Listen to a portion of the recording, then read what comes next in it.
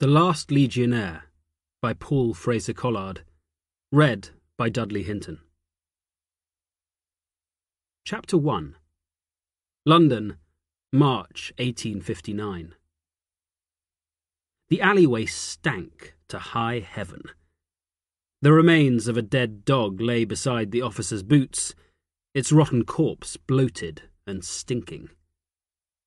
The stench rose up, the fetid miasma catching at the back of his throat, so he spat, scouring the bitterness from his mouth. The stink of the rookeries had not changed in the years he had been away. He pulled his greatcoat a little tighter around him, then stepped over the matted fur of the dead dog. The streets far from London's more fashionable areas were familiar to him, despite the fact that he had not been there for nigh on a decade.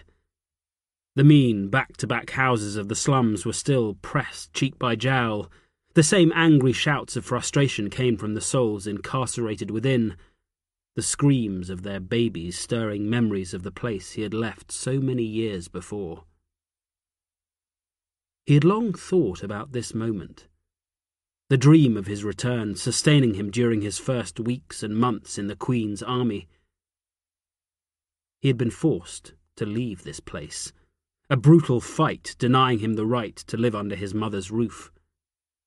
The army had taken him in. It had clothed him and fed him. It had trained him to be a redcoat, a killer of the Queen's many enemies, and it had given him a home when no one else would. Now he was back, wearing the uniform of a captain in the 3rd Regiment of Foot. He was no longer the unwanted son, the boy who had just wanted to be a man. He was an officer, a man of station and importance, or at least he was dressed as one. The officer pressed on. He stuck to the alleyways, the narrow spaces that ran behind the tight rows of squalid housing. The main streets would be busy this close to dinner time.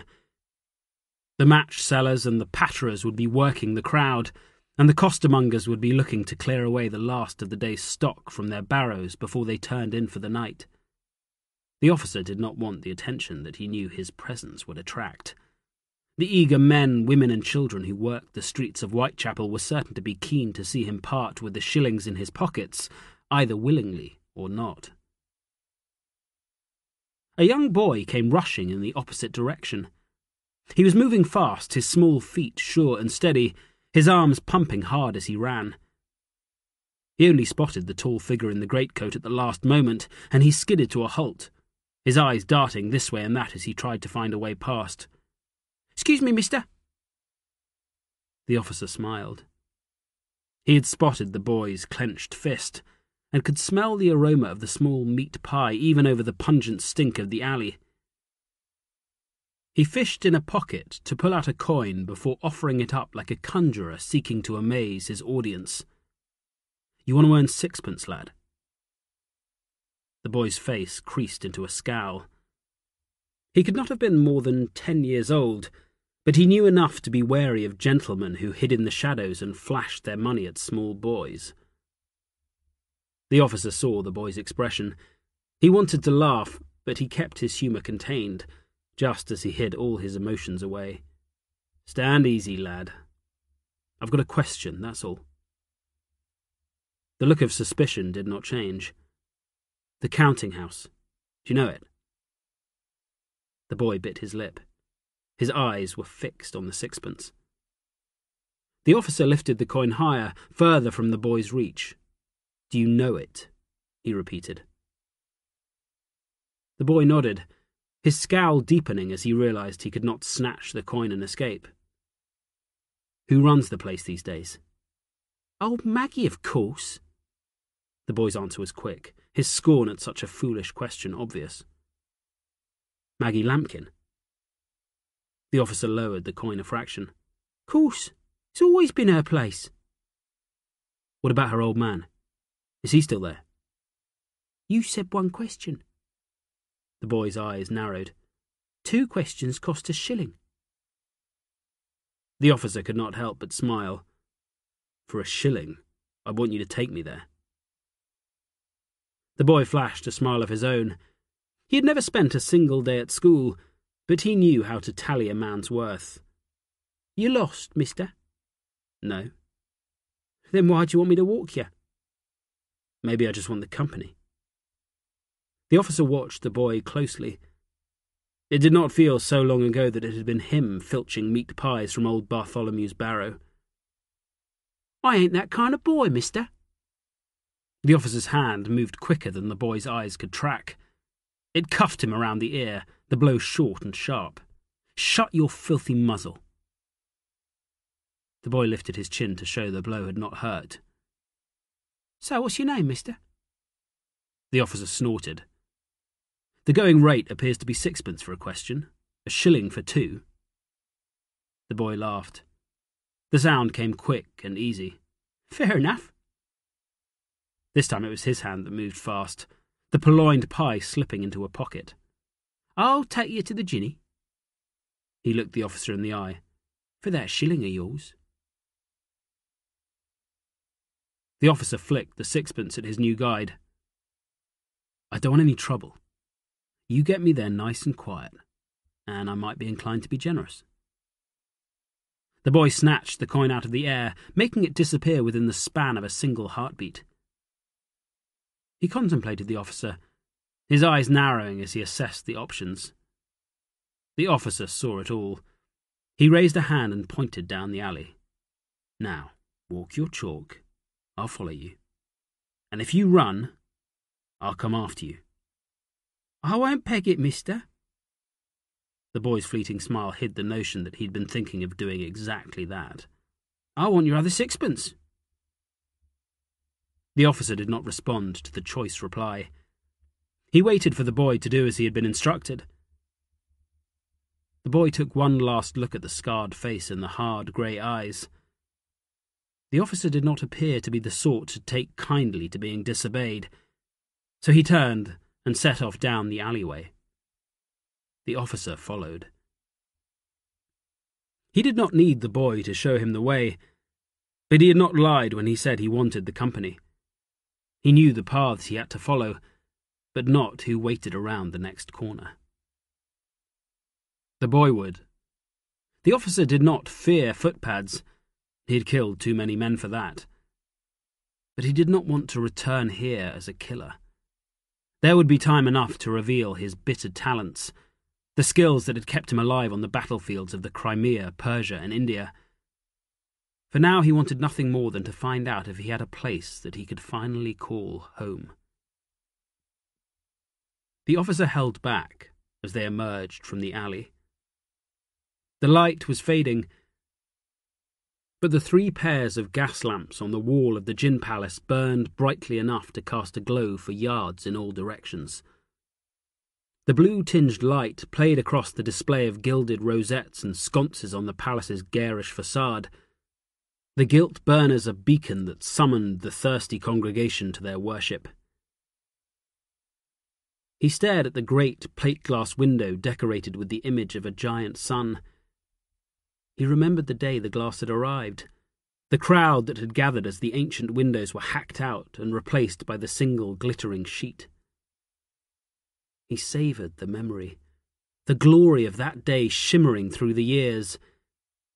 He had been proud then, proud of his status, his position in the dark society of the rookery assured by his mother's ownership of the one place that offered the locals a respite from the never-ending drudgery of their sorry existence.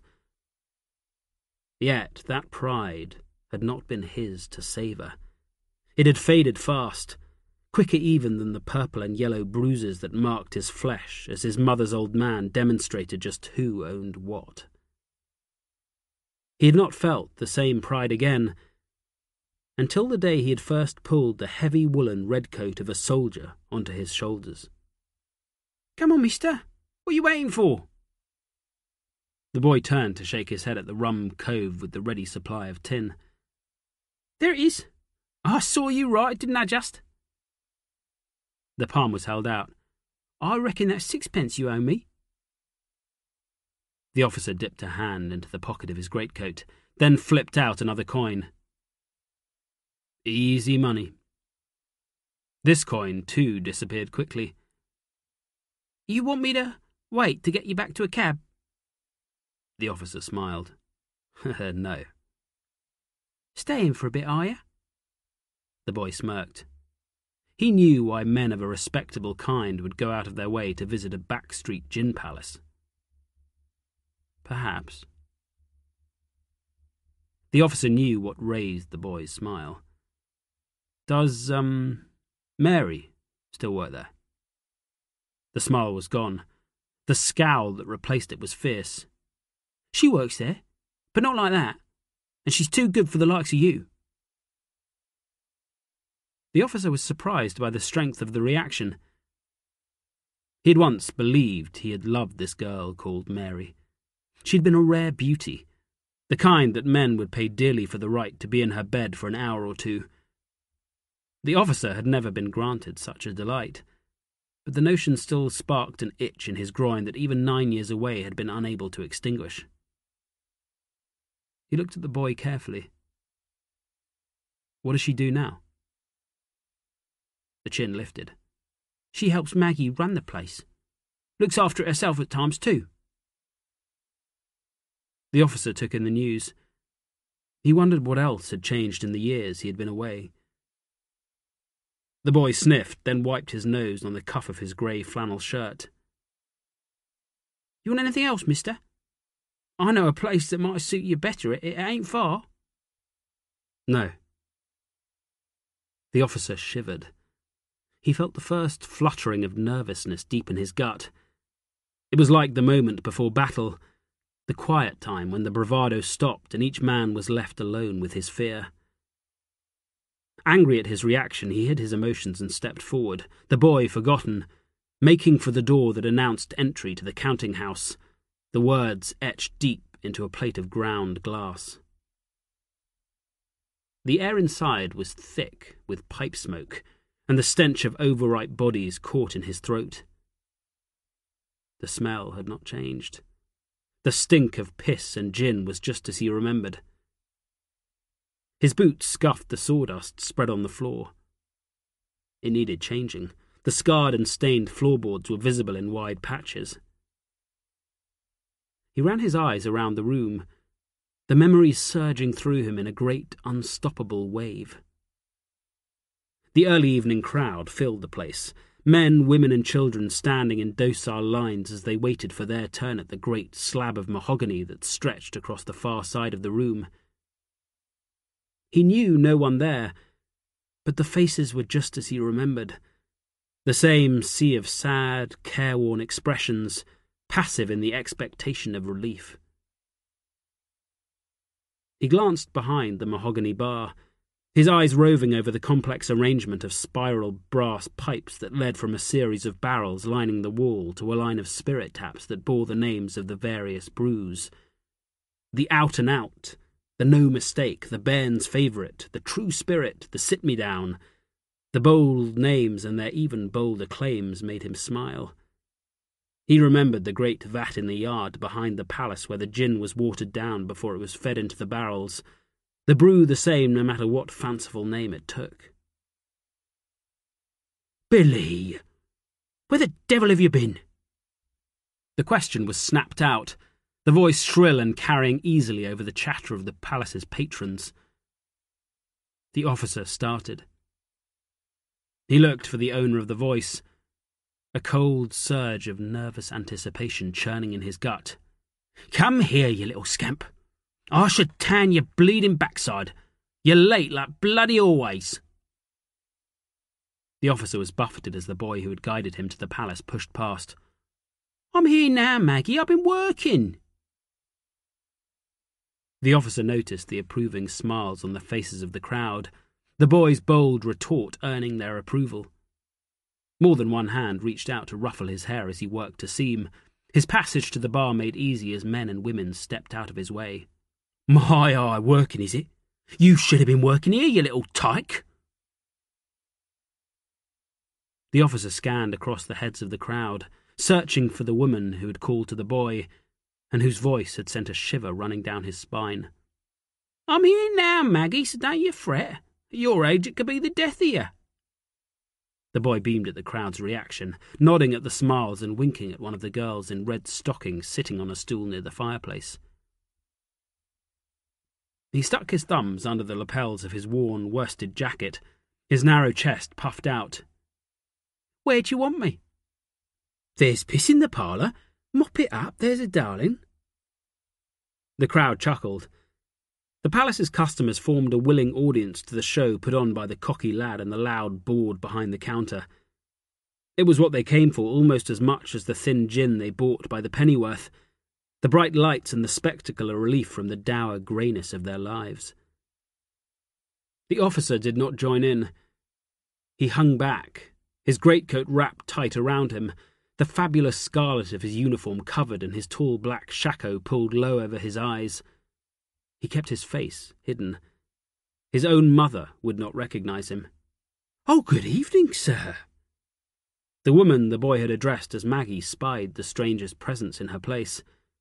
He was a head taller than most in the room, and he stood out like a fox in a henhouse.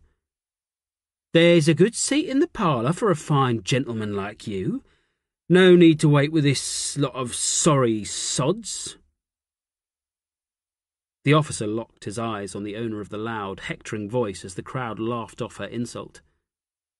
She was barely tall enough to see over the bar. The hair piled high on her head might once have been a fiery red, but now there was more grey than ginger. It sat like a pale and ancient cat above a florid, jowly face with lips rouged to a bright red. "Make way for the gentleman, you lazy buggers," Maggie ordered. There were stares and a fair few scowls from the locals, who were immediately suspicious of a stranger. "Make way, I say!" The officer moved forward towards the bar. "The parlour, my love, it's just behind you on the right. That's the place for a fine gentleman like you. Young Billy here will come to see you when you're settled." The officer paid the direction no heed. He moved closer, studying the woman's face. Unlike the palace, she had changed. Flesh and spirit had been eroded in a way carved wood and glass could never be. Yet the light in the puffy grey eyes was unaltered by the passage of time. "Oh, you're a thirsty fella, are you?" She shook her head, but still found a smile for the man who would pay at least triple the going rate for his drink. "What'll it be then, sir? A touch of the good stuff for a fine gentleman like you, I shouldn't wonder. Why, I think I've got a bottle or two with your name on it down here. Better stuff than I serve the likes of these miserable bastards." The crowd reacted to their cue with mocking groans and hoots of disapproval. "Hush, you lot, you knows your place." The woman laughed off their grunts and growls, her eyes coming to rest on the tall officer who now stood directly in front of the proprietor of the counting house, the finest gin palace this side of Petticoat Lane. "What'll it be then, my love?" The officer could see the suspicion in the woman's eyes, the slight flicker of fear as the stranger stayed silent. The room fell quiet as the question hung heavy without a reply. The officer pulled off his shako, his hand instinctively running through his close-cropped hair. He looked at the woman, whose eyes widened as she finally realized who had come back to her palace. He offered a thin smile. "Evening, Ma." The palace's owner stared back. Her mouth opened, but no sound came out. Jack Lark let the flaps of his army greatcoat fall open. The scarlet officer's coatee was bright amidst the drab greys and browns around him. He had come a long way in the years he had been away, but now he was home. Chapter 2. "Where did you get that bigger one?" Maggie's hand traced the thick scar on her son's left cheek. They sat together at one end of the table in the palace's back room, a space usually reserved for gambling or for dealing with private business that needed to be conducted away from the prying eyes of the customers. Jack's greatcoat hung from a peg on the wall, and his scarlet officer's coatee was draped across the back of his chair.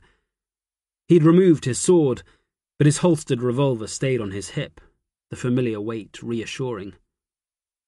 Delhi. Delhi? Where the hell is that when it's at home? It's in India, Ma. The answer was given softly. Jack pulled away from her touch. His mother's hand dropped. Was there fighting there, then?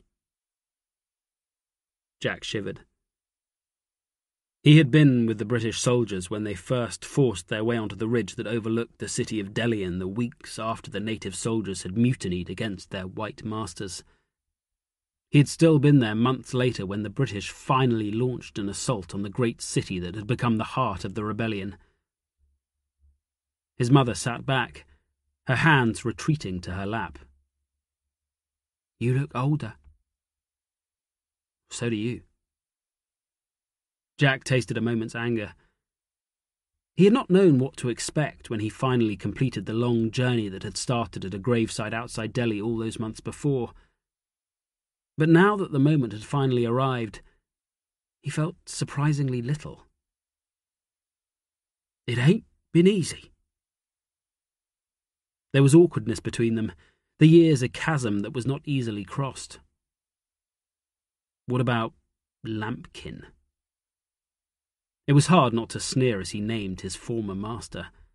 Jack had lived under the man's sufferance, paying his board and lodging in work and in beatings, until the day when he had fought back. His mother snorted. Oh, he's a dead 'un. He passed a few months after you left. She was derisive. He was never the same after you did him over. Of course the stupid bugger wouldn't admit it. He got in a fight with some fellows from down by the river. I don't know what it was about. He died. Jack remembered the fight that had led to his banishment. He remembered the young man who had fallen into Lambkin's clutches, but he could not recall the lad's name. Jack had arrived in time to attempt to rescue, but the fight had not been over the fate of a stranger. It had been coming ever since the day Lambkin arrived to claim the palace and its proprietor as his own. He never recovered. You hurt him bad that day, Jack. He drew a knife, and you half beat him to death for it. Jack felt little as he absorbed the news. Death had been his constant companion for years. He had seen so many friends die, lost so many of those that he had foolishly allowed to come close. Against that, the fate of his former master meant nothing. You chose him over me. I couldn't turf him out. Not after all he did for us. For you. For us! We wouldn't have lasted a month after your fool of a father fucked off. You still chose him over me at the end. I had to. Her reply was cold. I had no choice. The words were bitter. She reached out to take his hand. Jack was watching his mother closely. He had come to understand her better over the years. He had been almost a grown man when he had fought Lambkin. In the aftermath of the fight, he had made his mother choose between them, and he had been the one discarded. Yet the life he had lived in the years he had been away had given him a different perspective to the one he had had that day. He knew he would not have stayed even if she had chosen him. He would have moved on, leaving his mother to face whatever fate had in store for her. Lambkin had been her choice. He was a vicious, bullying bastard, but he was her bastard, and he would be there when her only son had long departed. Jack had forced her to choose, but he now knew that there had been only one option she could have taken. I know, and I survived. He felt uncomfortable under her touch. Her hand was cold, the skin dry and chafed. It was the hand of a woman who worked hard for her living. And look at you. You came good. This isn't real. He had decided on total honesty. He'd left his lies back in India. "I stole it." For the first time his mother smiled. "You ain't a Rupert?" "No, not a real one. I have been, though." Jack could not match her smile. He had been a British officer for a time, or at least he had pretended to be one. He had stolen a rank far above his own, fighting in the Crimea as a charlatan captain, commanding a company of redcoats in the battle at the Alma River in the place of an officer who had died in the peace of the Kent countryside. I was even a general once. "A general?" "I served an Indian Maharaja. I saved his son. He gave me the title as a reward." Jack could scarcely remember the months he had spent in the Maharaja's court. It was as if the memory belonged to someone else. "What about all those Indian princesses? If you was a general, they must have swooned at the very sight of you." His mother tried to tease him. Jack thought about the one Indian princess he had known. "No, they didn't swoon, Ma." "There must have been a girl or two out there." "One or two." "No one special?" Jack found it hard to swallow. "No, Ma. No one special." He gave the lie badly. He felt the memories stir the first tugs on the chains that kept them shackled in the shadows. He forced them away and steered the conversation back to his mother. "No one to replace Lambkin?" His mother's laugh was short. "I'm an old woman, Jack." "An old woman with a palace?" "Oh, men want that all right. They just don't want me." Jack saw a shadow flicker across her face. "You've been a long way from home." His mother looked down, her eyes following one of the many cracks in the table. "I'm back now." He could see that she was struggling to take it all in. He had a feeling that his words meant little, that his tale was barely registering. She looked up to stare at his face, searching it for something. "So, if you ain't an officer, what are you?" "I don't know." "A runner?" "No, I have my papers." Jack thought of Ballard, the intelligence officer he had served under during the campaign against the Shah. His reward had been a set of discharge papers that had given him back his own name. He had fought at Delhi as himself, his experience of war the only qualification he had needed in the turmoil that had gripped the country in the months after the mutiny. "So, are you staying? Are you back for good?" "I reckon." Jack was uncomfortable. His plan had been to return to the place where he had been brought up. He had not thought any further ahead than that. He had been an imposter and a thief, but now he had turned his back on all that. He no longer strove to be someone he was not, such ambition washed away by an ocean of blood. He didn't need to prove he was better than the fools and wastrels allowed to become officers simply by virtue of their birth. He craved something far simpler yet infinitely harder to find. He wanted a place to call home. "You can stay if you like." The offer was made with hesitation. "I'd like that." Jack felt the tremble in his mother's hands. He realized she wanted him back, but had feared he would not stay.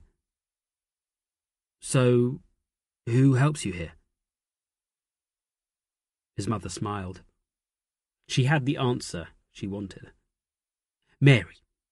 She had a boy and I took her in. She works hard, bless her. I couldn't manage without her. Since you left, she's become like a daughter to me. Now her boy helps out too. Did what you used to do. You met him tonight."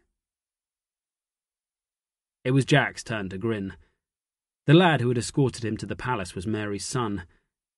"He's a fine lad." "He's like you was, a little shit." Jack grunted in acknowledgement of the barb. Yet he did not believe everything his mother had told him. 2 women and a boy could not hold on to a gin palace. The rookeries did not work like that. That's all. We get by. What about the father of Mary's nipper? Where's he? Oh, God alone knows.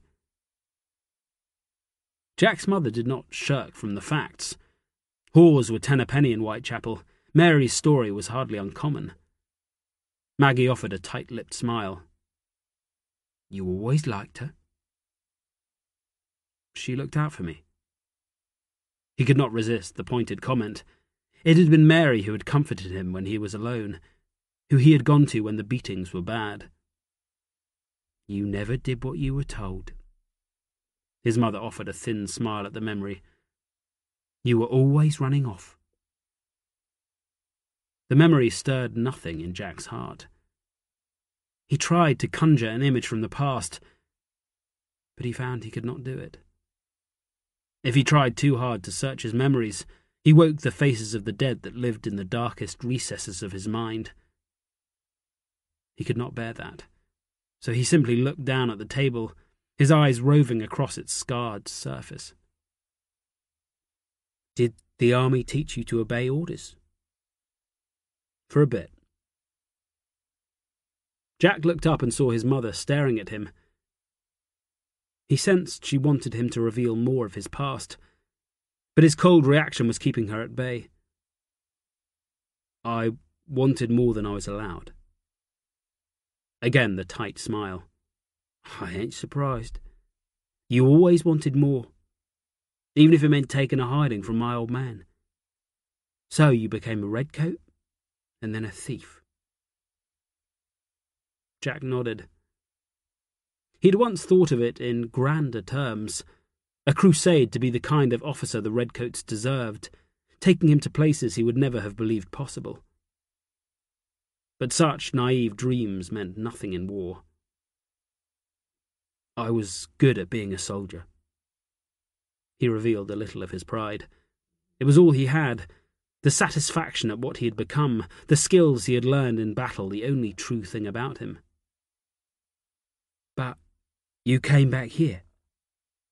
I had nowhere else to go. Last knockings, are we?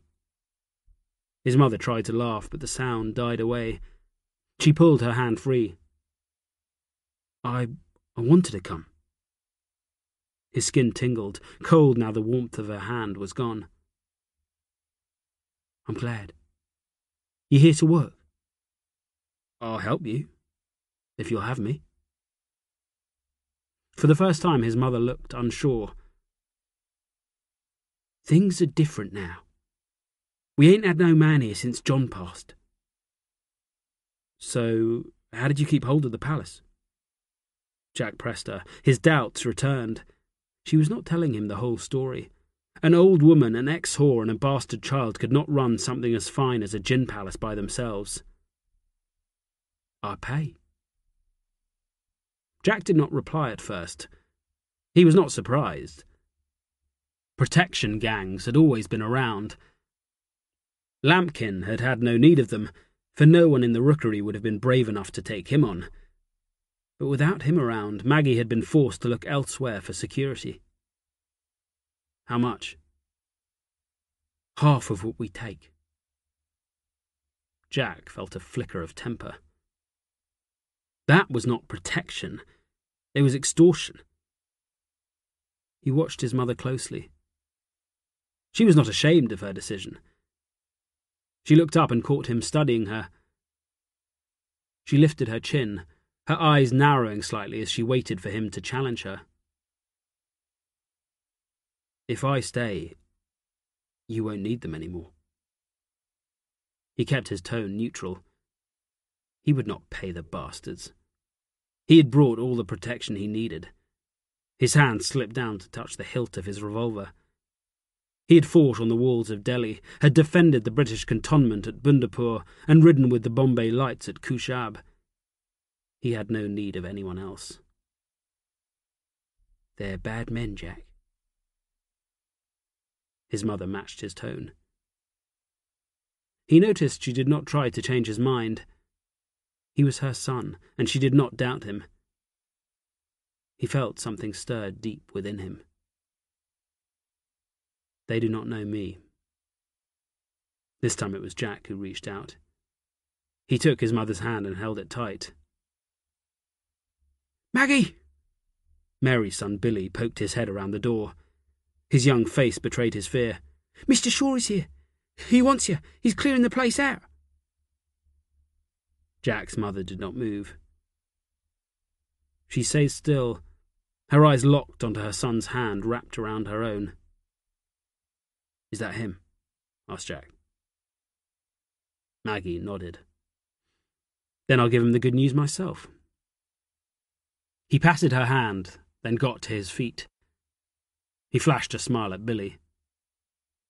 "You might want to stay back here, lad." "Why?" The answer was quick. "You going to fight Mr. Shaw?" The boy did not look horrified by the idea. "No. At least, I don't plan to." Young Billy's face fell. His eyes focused on the holstered revolver on Jack's hip. "Can I take your gun for you?" "No." Jack saw the boy's eagerness. "But if you don't give me any shit for a week, I'll teach you how to clean it." "Deal." The boy snapped the answer, then his face fell. "You might not be alive in a week." Jack felt the first stirrings of a smile. "Is this Mr. Shaw that bad?" The boy bit his lip, then nodded. "Well, you had better take me to see this monster." He gestured at the door. "You go first, Ma. We don't want to alarm Mr. Shaw." His mother rose to her feet and walked to the door, only pausing when she came level with her son. She looked up, her head tilted back as she studied his face. "You know what you're doing, Jack?" "No." Jack found his smile. "I never do." His mother grinned back. "Well then, let's get this done." She turned and flapped a hand at young Billy. "Get on with you, you little scamp. Let's go give Mr. Shaw the happy news." She bustled out. Jack let her go. His hand slipped to his holster, his fingers deftly undoing the buckle on the flap to free the revolver within. He had lied to his mother. He knew exactly what he was doing.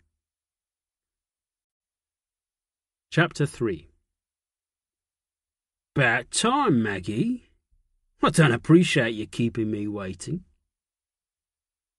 Jack heard the arrogant tone in the voice that greeted his mother as he followed her into the bar. The palace was empty. A single figure was leaning against the counter, whilst a much larger man stood by the door that led to the street.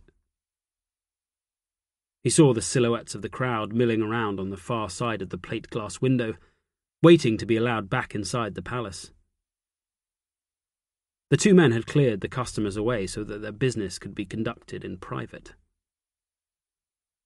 "Good evening, Mr. Shaw." There was fear in his mother's voice. It brought him up short. He did not think he had ever heard her sound truly frightened before. She had always greeted the world with a laugh and a smile, her blarney as much of a draw as the watery gin she served. "Who's this?" Jack had been spotted. The man called Shaw stood straight, staring at him. His heavy coat flapped open, revealing the thick cudgel held on a string attached to his belt. "He's my son." Maggie walked behind the bar. Some of her former confidence seemed to return as she took her usual place. "You and your man want a nip or something?" Shaw nodded by way of reply. He kept his eyes locked on Jack. Behind him, the second man stayed by the palace's door, cudgel in hand. Jack returned Shaw's gaze calmly, but said nothing. He would let the other man play his hand first. Shaw fixed Jack with a slow smile. It did not reach his eyes. "What's your name?" Still Jack said nothing. Shaw was a hard-looking man. His face was covered by a thin beard, and he bore 3 small scars in a row across one cheek. He stood an inch or two over 6 feet tall. Jack had noticed the way that he leaned against the bar with casual confidence, the kind that only came with the sure knowledge of being able to handle any man who came against him. He was a threatening fellow, and Jack understood his mother's fear, even if he did not share it himself. Jack moved slowly, his eyes assessing the man by the door. He was big, but unlike Shaw, he did not have the build of a fighter. He was stout, with a large belly, and he carried a cudgel in his right hand, the thick, foot-long oak shaft that was such a common weapon in the rookery. To Jack's eye, he did not look dangerous, not like Shaw.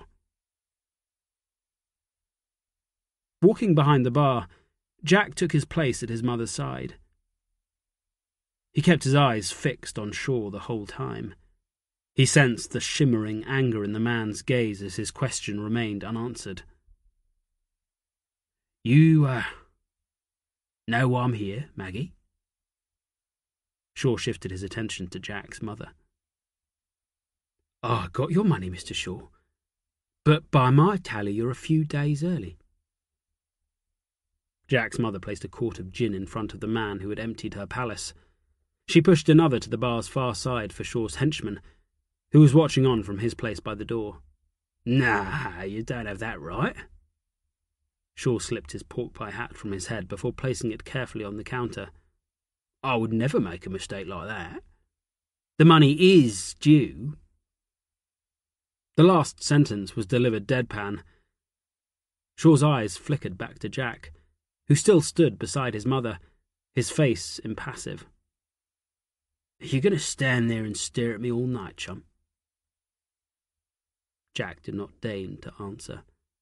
He knew Shaw's business well enough.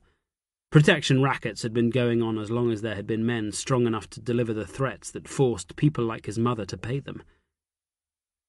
He did not recall Shaw from his time in the palace. When Lampkin had been master, there would have been no talk of protection, unless it had been his mother's old man making the demands. "Who the hell are you?" He asked the question in a mild tone, keeping his eyes on Shaw as he pulled a glass from beneath the mahogany bar. He did not look down as he flicked a brass tap, snapping off a perfect measure that filled the glass to the brim. My. Shaw smiled thinly. "So you do have a voice. I was beginning to think you were a bit simple like my Prussian friend over there." He nodded towards the man still waiting by the door before turning his baleful gaze back to the counter. "That's a bold lad you bred, Maggie. Shame you didn't teach him his manners." "He's back from the wars, Mr. Shaw." Jack's mother seemed to have mastered her fear. Her reply was firm. "He was a soldier." "Oh, was he now?" Shaw looked Jack up and down. "You still a lobster chum, or you a runner?" Jack downed his gin without tasting it. "I don't like asking a question twice, but seeing as how we just met, I'll give you the benefit of the doubt. So I repeat, who the hell are you?" This time Shaw laughed. He turned and looked back at his man. "You hear that, Schmitty? Maggie's brat doesn't know who I am." When he turned back to face the bar, the thick cudgel was in his hands. He swept it along the mahogany top, sending the 2 quarts flying.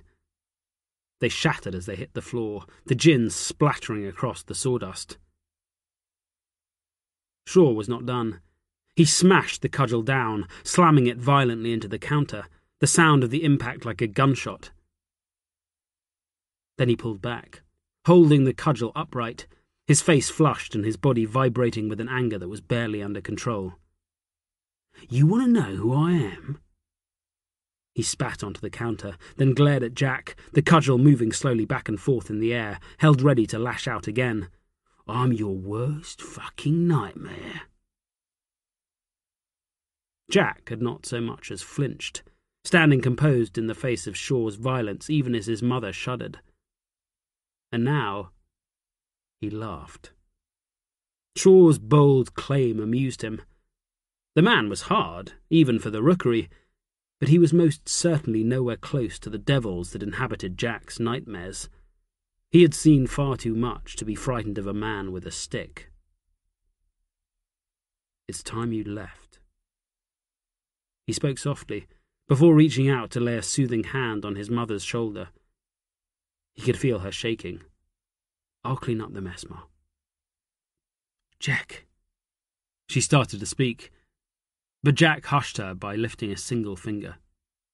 "It's all right, Ma. Let me handle this." He turned to look at Shaw, who still stood there, his cudgel ready to strike. "Like I said, it's time you left." Shaw cackled. "Give us what we are owed, or by Christ I'll tear this fucking place apart." He turned to face his enforcer. On cue, the stout Prussian took a step forward, ready to do his master's bidding. Shaw turned back to face Jack. His mouth opened to say something, but the words never came out. He was staring straight into the muzzle of a Dean & Adams 5-shot revolver. "Now then." Jack's tone lacked all emotion. "I don't know what's been happening round these parts whilst I've been away, but I'm back now. This is my mother's place, and I'm going to stay here a while. That means I'll be looking after things from here on in. So I suggest you both leave." Shaw stood tall. He showed no fear, even with a handgun aimed at his face. "You don't know who you're dealing with." "I don't give a shite." Jack held the revolver stock still. "I don't reckon you're welcome here anymore, Mr. Shaw." He made the name sound like an insult. "I'm asking you one last time to leave." Shaw stared at Jack, then slowly lowered his cudgel. "You're going to regret this, chum. You mark my words." "That's as may be." Jack lifted the revolver a fraction, filling the end of the barrel with Shaw's flushed face. "But not half as much as you'll regret not fucking off right here and now." Shaw took a step backwards. He looked at Jack's mother, who was holding onto the edge of the counter as if her world was spinning around her.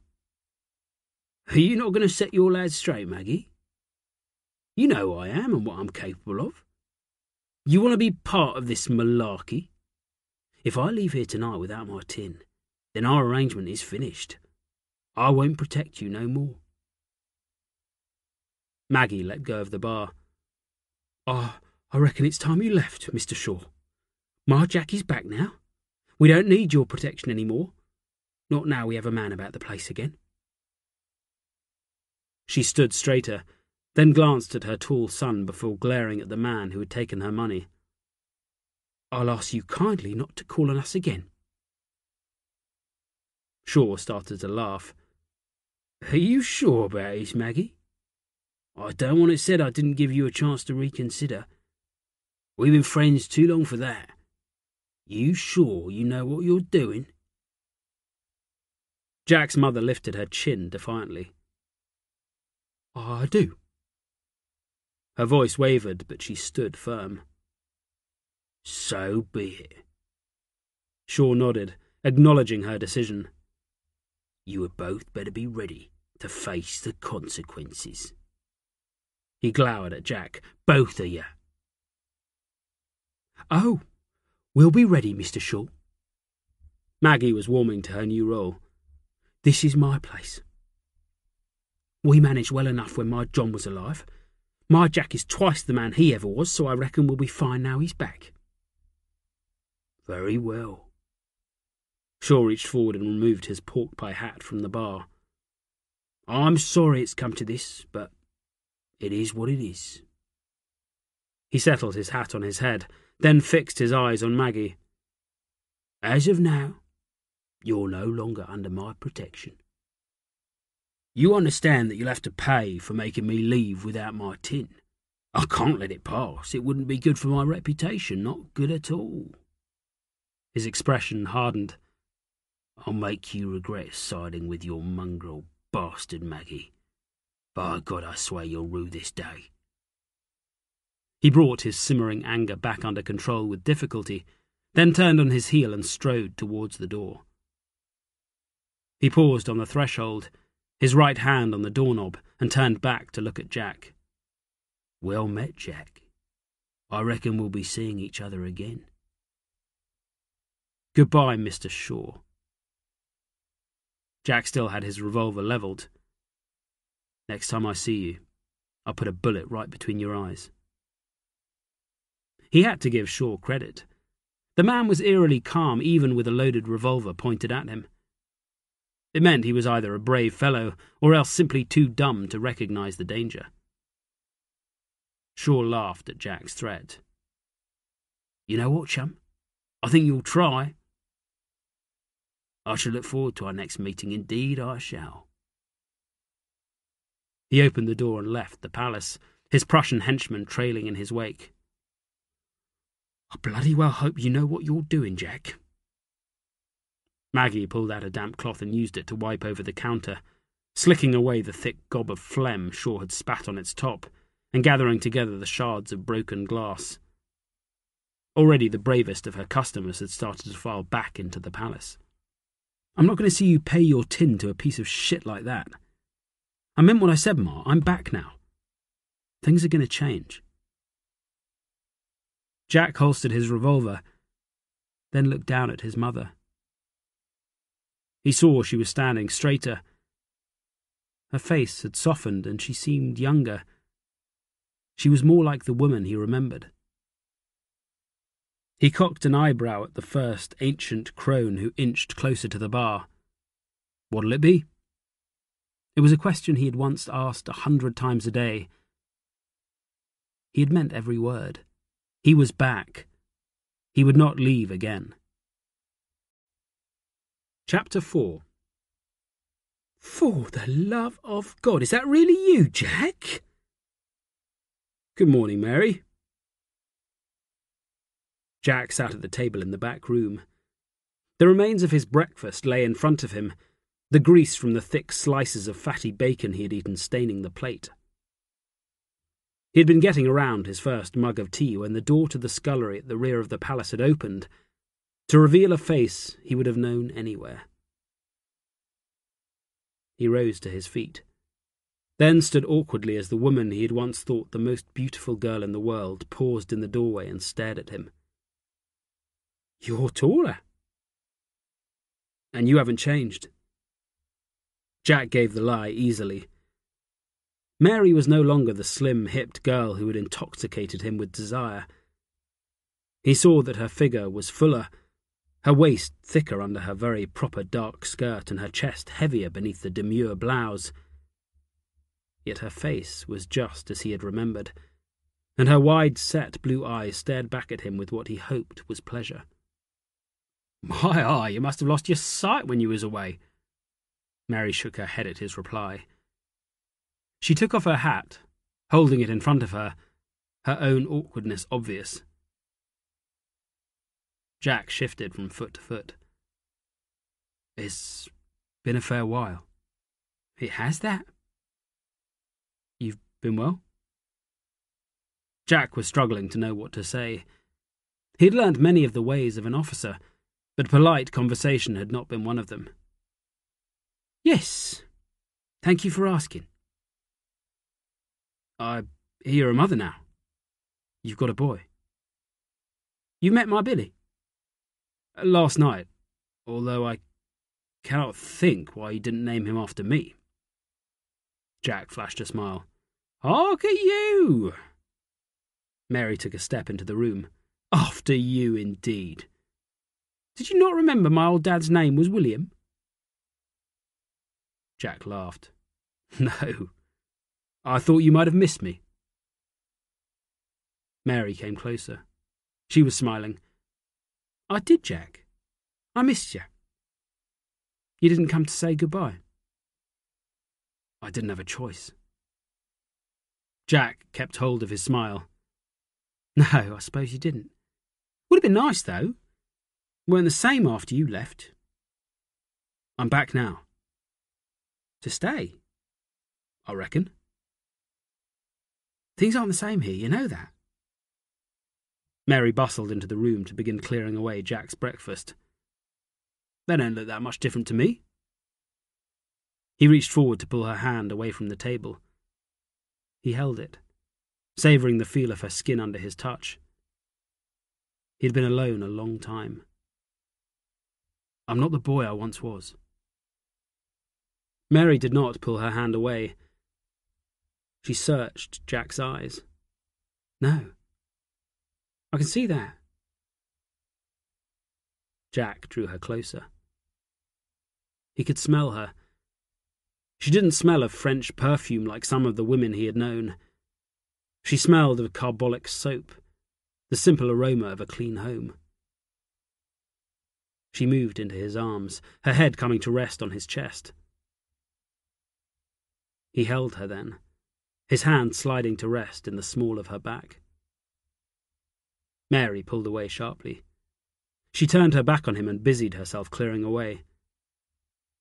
I met Mr. Shaw. She went still for a moment, her body rigid. Then she carried on clearing, but Jack saw the tension that remained in her posture. You know him? He asked the question of her back. Course. Everyone round here knows him. I told him to sling his hook. He was met by silence. The only sound in the room was the scrape of a knife across a plate as Mary cleaned away the traces of his bacon. Why'd you do that? The question came after a long pause. I'm back now. We don't need to pay some ruffian to keep us safe. Mary snorted. I hope you know what you're doing. I reckon I do. We don't need a man like that. I'm here now. I'm all the protection we need. I'll keep us safe. Why would you do that? She turned to face him, his plate still in her hands, her expression twisted with distaste. It's my home. No, it isn't. Hasn't been that since you were a nipper. You remember what it was like, how you felt back then. It was never a place for you. It weren't then, and it sure ain't now. She shook her head at his foolish words. Look at you.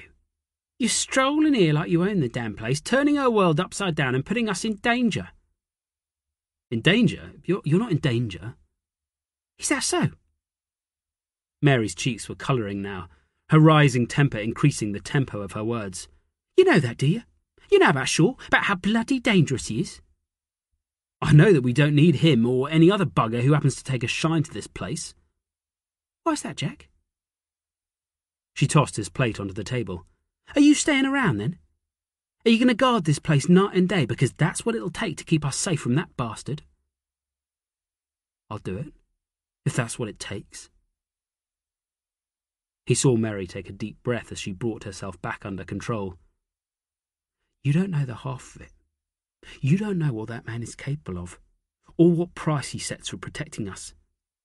It ain't just your ma who pays. Oh no, we all dance to that bastard's tune. Jack had a fair idea what price Mary would be paying. It shamed him, but he felt his determination harden. None of them would dance to Shaw's tune any longer. I know Shaw's type. He's all piss and wind. He doesn't scare me. Maybe he should. Mary looked at him, searching his face for something. I've done things, Mary. Jack looked away, unable to meet her gaze.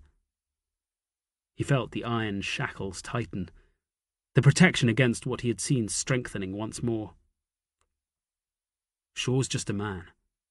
I've killed many like him. His voice tailed off. I'll take care of this place. You, Ma, your boy. You're all safe now. You're going to promise me now, Jack? Just like you did when you were a boy. You're going to promise that you'll always be here, always looking after me. Mary contained herself with difficulty, holding her temper in check. She turned away, then began to walk towards the scullery door. Stay where you are. The order stopped her in her tracks. It was given with the snap of authority, the voice of a man used to being obeyed. You've had your say. Now you'll listen to me. Mary turned to face him, leaning against the doorway. She met his stare, her eyes defiant, her anger glimmering just beneath the surface. Jack took a step towards her, and then another. You know nothing about me, what I've done. If you did, you would know that I'm not frightened of Shaw, or any other thug that happens along. If you knew where I've been, the battles I've fought in. He felt dizzy. He barely saw the woman in front of him. His memories were breaking free of their manacles and they surged through him. He saw them then, the faces of the men he had killed. In his mind he relived the moment when death came to claim them. Alongside them were the faces of those who had died around him, the friends struck down, the lovers lost. I'll keep you safe. His voice changed. He sounded cruel, the bitterness of what he had seen, what he had done now released.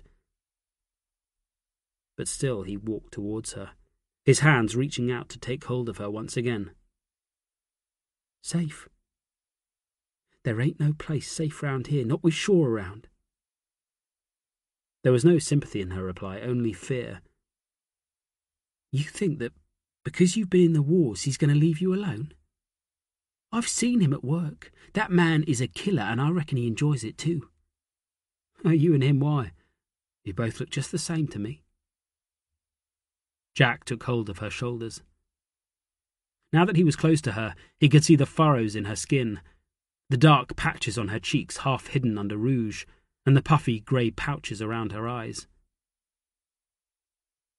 He let her go. He suddenly felt cold. He had summoned the memories, releasing them from their cage, and he found he could no longer speak.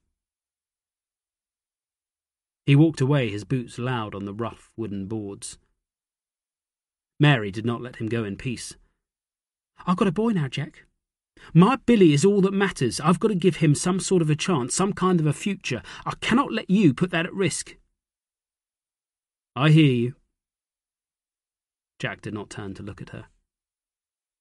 He picked up his sword, which he had propped against the wall behind his chair. It was the weapon he had taken into the breach at Delhi. It felt snug in his hand, the feel of the hilt under his fingers familiar. Acting on instinct, he drew the blade, the steel whispering out of the leather scabbard that kept its edges sharp. He turned then, the blade alive in his grip. He looked back at Mary and saw the fear on her face as she faced him. He revelled in the feeling. He wanted to show her what he was, what manner of man he had become. He was a killer, returned from war, and he was frightened of no man alive. He saw Mary step away, as if he was about to strike her down with the sword that he held with such ease. He sheathed the blade and closed his eyes. He heard the door open, then close, and once again he was alone. Chapter 5. What'll it be? Half quart, please, mister. The young girl was too small to see over the bar. She held up a glass jar, balancing it precariously on the counter and following it with 3 grubby pennies. Jack put the jar under the tap, the action instinctive, and looked down at the blue eyes peering up at him. The girl could not have been much more than 6 years old, but she was old enough to be sent out to fetch gin to see her mother through the night. He glanced outside. He could not see to the other side of the street. The particular was bad that night, the fog smothering the city in a dirty yellow shroud. You got far to go, love? The girl sniffed. Her nose dripped, and she used a corner of the grubby grey shawl that engulfed her tiny frame to smear it away. No. The answer was wary. Even a child knew to evade such a question. Jack smiled at the answer. The girl could not live far from the palace, and he reckoned she would be all right. It was too early for the footpads, and the other denizens of the nighttime streets too would be waiting before they came out to ply their trade, targeting anyone foolish enough to be abroad in the rookery when darkness set in. Hurry home, love. Jack filled the jar, then flicked its stopper back in place. Don't you dawdle now. I won't, mister. The girl's hands reached up to steal the bottle away. The crowd was thin enough for Jack to see her stop to steal a sly sip from the bottle before she wrapped her mother's old shawl around her shoulders and left the palace. She's a good girl, that Eve. Her sister's that trollop Abigail that my Billy moons after. Jack smiled at the mention of Abigail. He had seen her around the palace of an evening. She was attractive in a dark, feral fashion. He had noticed Billy's infatuation with her. It reminded him of his own youth and the hours he had spent dreaming of a life with Mary. Now that Abigail works, young Eve looks after her old ma. Mary kept up her tale even as she served another customer. She got the chokey last winter. God alone knows how she survived. She's a tough old bird, but it's hard on her kids. Still, they look after each other well enough. Jack grunted. Mary knew everyone's story. He did not care to hear each sorry tale. It's quiet tonight. Particulars bad. Mary reached to pull across the wicker basket containing the small, dark cakes that young Billy laced with salt each morning. She inspected the contents, poking one with a finger before pushing the basket back to the far side of the bar. Best give everyone a bun. They won't last till the morrow. They might keep a few of the buggers back for another pennyworth. Jack shook his head at the mercenary tactic. He was slowly getting used to the running of the palace and the long hours spent standing behind the counter. He had been back nearly a month and had worked every day, taking his meals in the back room and sleeping in the attic bedroom that had once been his. Life was becoming routine. He had not completely forgotten his former trade. He looked across to the shelf that ran beneath the counter to check that the holster and the revolver it contained was in place. He had not forgotten the man Shaw either. The weapon was loaded every day and unloaded every night. He kept it to hand, ready for the day when Shaw would return. He did not fear the inevitable encounter. In fact, he looked forward to it. He found himself glancing up when the bell above the palace's door jingled. He felt the same pang of disappointment every time he saw it was just another punter, another lost soul come to claim the liquor that dulled their senses enough for them to endure another day of their miserable existence. He willed Shaw to come. The days were beginning to blur together. There was little to separate them. The grinding and monotonous routine of running the palace, the kind of drudgery he had not known since his first weeks in the army. There was little chance of change. His future suddenly mapped out and ordered. Shaw's reappearance would give him the chance to show his worth and reveal his darkest talents, and it would put an end to the tedium. The bell rang. Jack's head snapped up on cue. He sighed. It was a fat, hipped woman and her friend, the sound of their gossiping just about loud enough to carry over and grate on his ears. What's wrong with you? You waiting for someone? Mary had not missed his reaction. What'll it be, my loves? Pennyworth each of the bairns' favourite, if I'm not mistaken. Jack glanced away, reluctant to witness the look of pleasure on the women's faces as Mary remembered their favoured choice of gin. We need more glasses. Mary made the request sweetly enough, yet Jack still bristled. He was discovering that the role of potboy was not much to his liking. He had been an officer, a man others looked to in the bleakest moments of battle, Now he took orders from a former whore, his tasks the same ones he had learned as a child. Still, he did as he was told, squatting to the floor to begin pulling glasses from the back of the deep shelf hidden under the bar. The bell rang again. It was a constant sound in the palace. A large number of their clientele took their gin away with them to drink on the street or back in their homes. He presumed the pair of gossips Mary had served had slipped away. He did not get up, but kept at his task, pulling the stacks of glasses closer to the front edge of the shelf so they would be readily to hand. "Jack." Mary said his name very quietly. There was no mistaking her tone. "Good evening, Mary. What a fine night for mischief." He recognised the voice at once. His wish had been granted. Mr. Shaw had returned. The patrons of the palace were no strangers to violence, or to the men that orchestrated it. They bustled out, Shaw's Prussian escort pushing at a body here and there to speed their exit, his heavy oak cudgel held ready, the silent threat enough to make even the old scurry away. Not one person stayed behind to help. It was the way of the rookery. Survival was all. "Where is he?" Shaw snapped the order. He did not come close to the mahogany counter, but held back, his enforcer moving to stand behind him, covering his back. Mary's hand pushed down on Jack's shoulder, an attempt to hold him in place out of sight.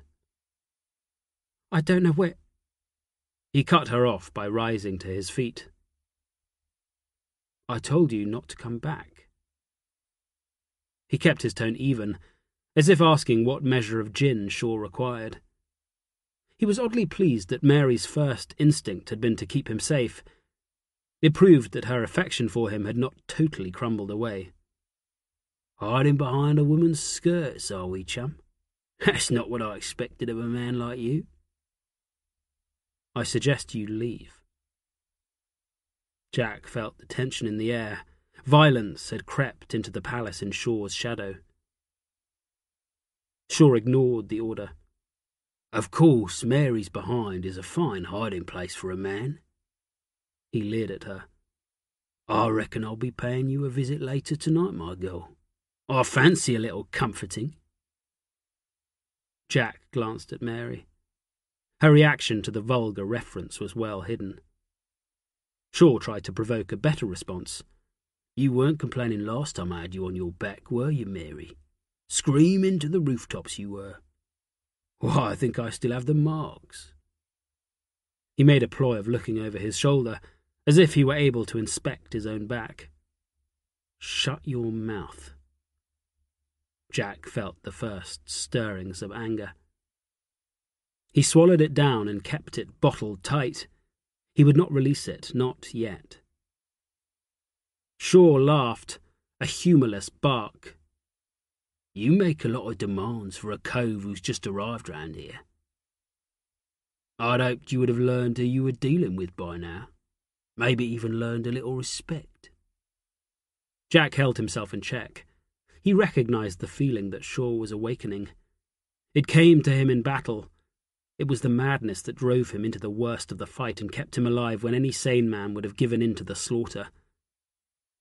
The memory of what he became thrilled through him. He felt the temptation to release it, to give the madness its head. He wanted to show Mary what he was, what he could become. Yet somehow he stayed still, holding the emotion under tight rein. "I'll tell you one last time. This is our place. Always was, always will be. We don't need your kind." He was pleased his voice came out with an even tone. "My kind?" Shaw cocked his head to one side. "Why, I don't think you like me. I don't think you like me at all. Not like old Mary there. She likes a taste of me, don't you, love? Oh, there you go, blushing like a fucking virgin as if you don't know what I'm talking about, but you know all right.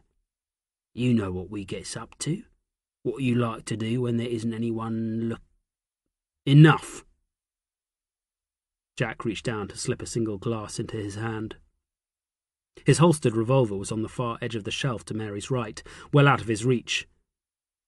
"Now get out!" He barked the order, his hand tightening around the glass. He did not expect to be obeyed. "No." Shaw lifted the cudgel and pointed it at Jack. "That's not how this goes. We don't take orders from a mewling prick like you." He nodded to his man. The bulky Prussian moved swiftly to obey. The oak shaft he carried was a simple but effective weapon. He made straight for the fireplace, lashing out the moment he was in range, his cudgel driving against the mirror on the wall above the mantel. It smashed into 1,000 pieces that rained down in a spectacular, chinking shower. He swept the weapon along the mantel, sending a pair of brass candlesticks flying, before turning away with a great snort and kicking out with his heavy boots, smashing the simple stools lined against the far wall for those punters that wanted to stop to sip at their gin. In one quick movement, he seized the nearest table and hurled it against the wall, the wood splintering, the broken shards falling noisily to the floor. Shaw strode forward, his face twisted in a snarl. "This is what happens when you cross us. You see it?" Again the cudgel jabbed out to point at Jack's breast, and Shaw cackled as his man continued to smash anything he could find, his delight at the violence obvious. "And there ain't nothing you can fucking do to stop it."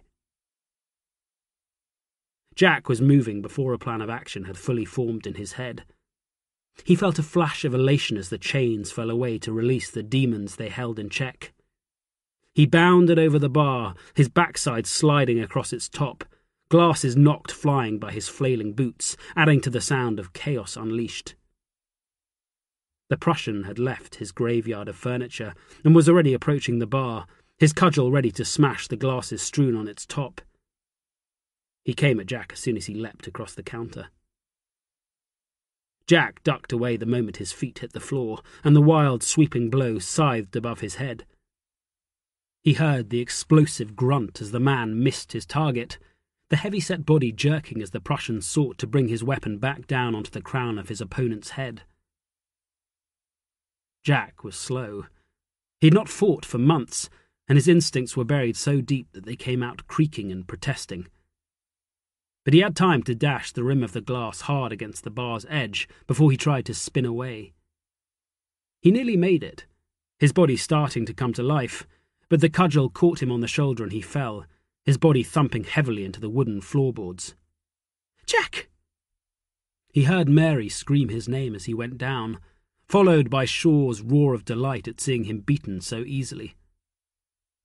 The Prussian grunted again as he recovered from the impact and readied another blow. Jack scrabbled on the floor, his dignity forgotten.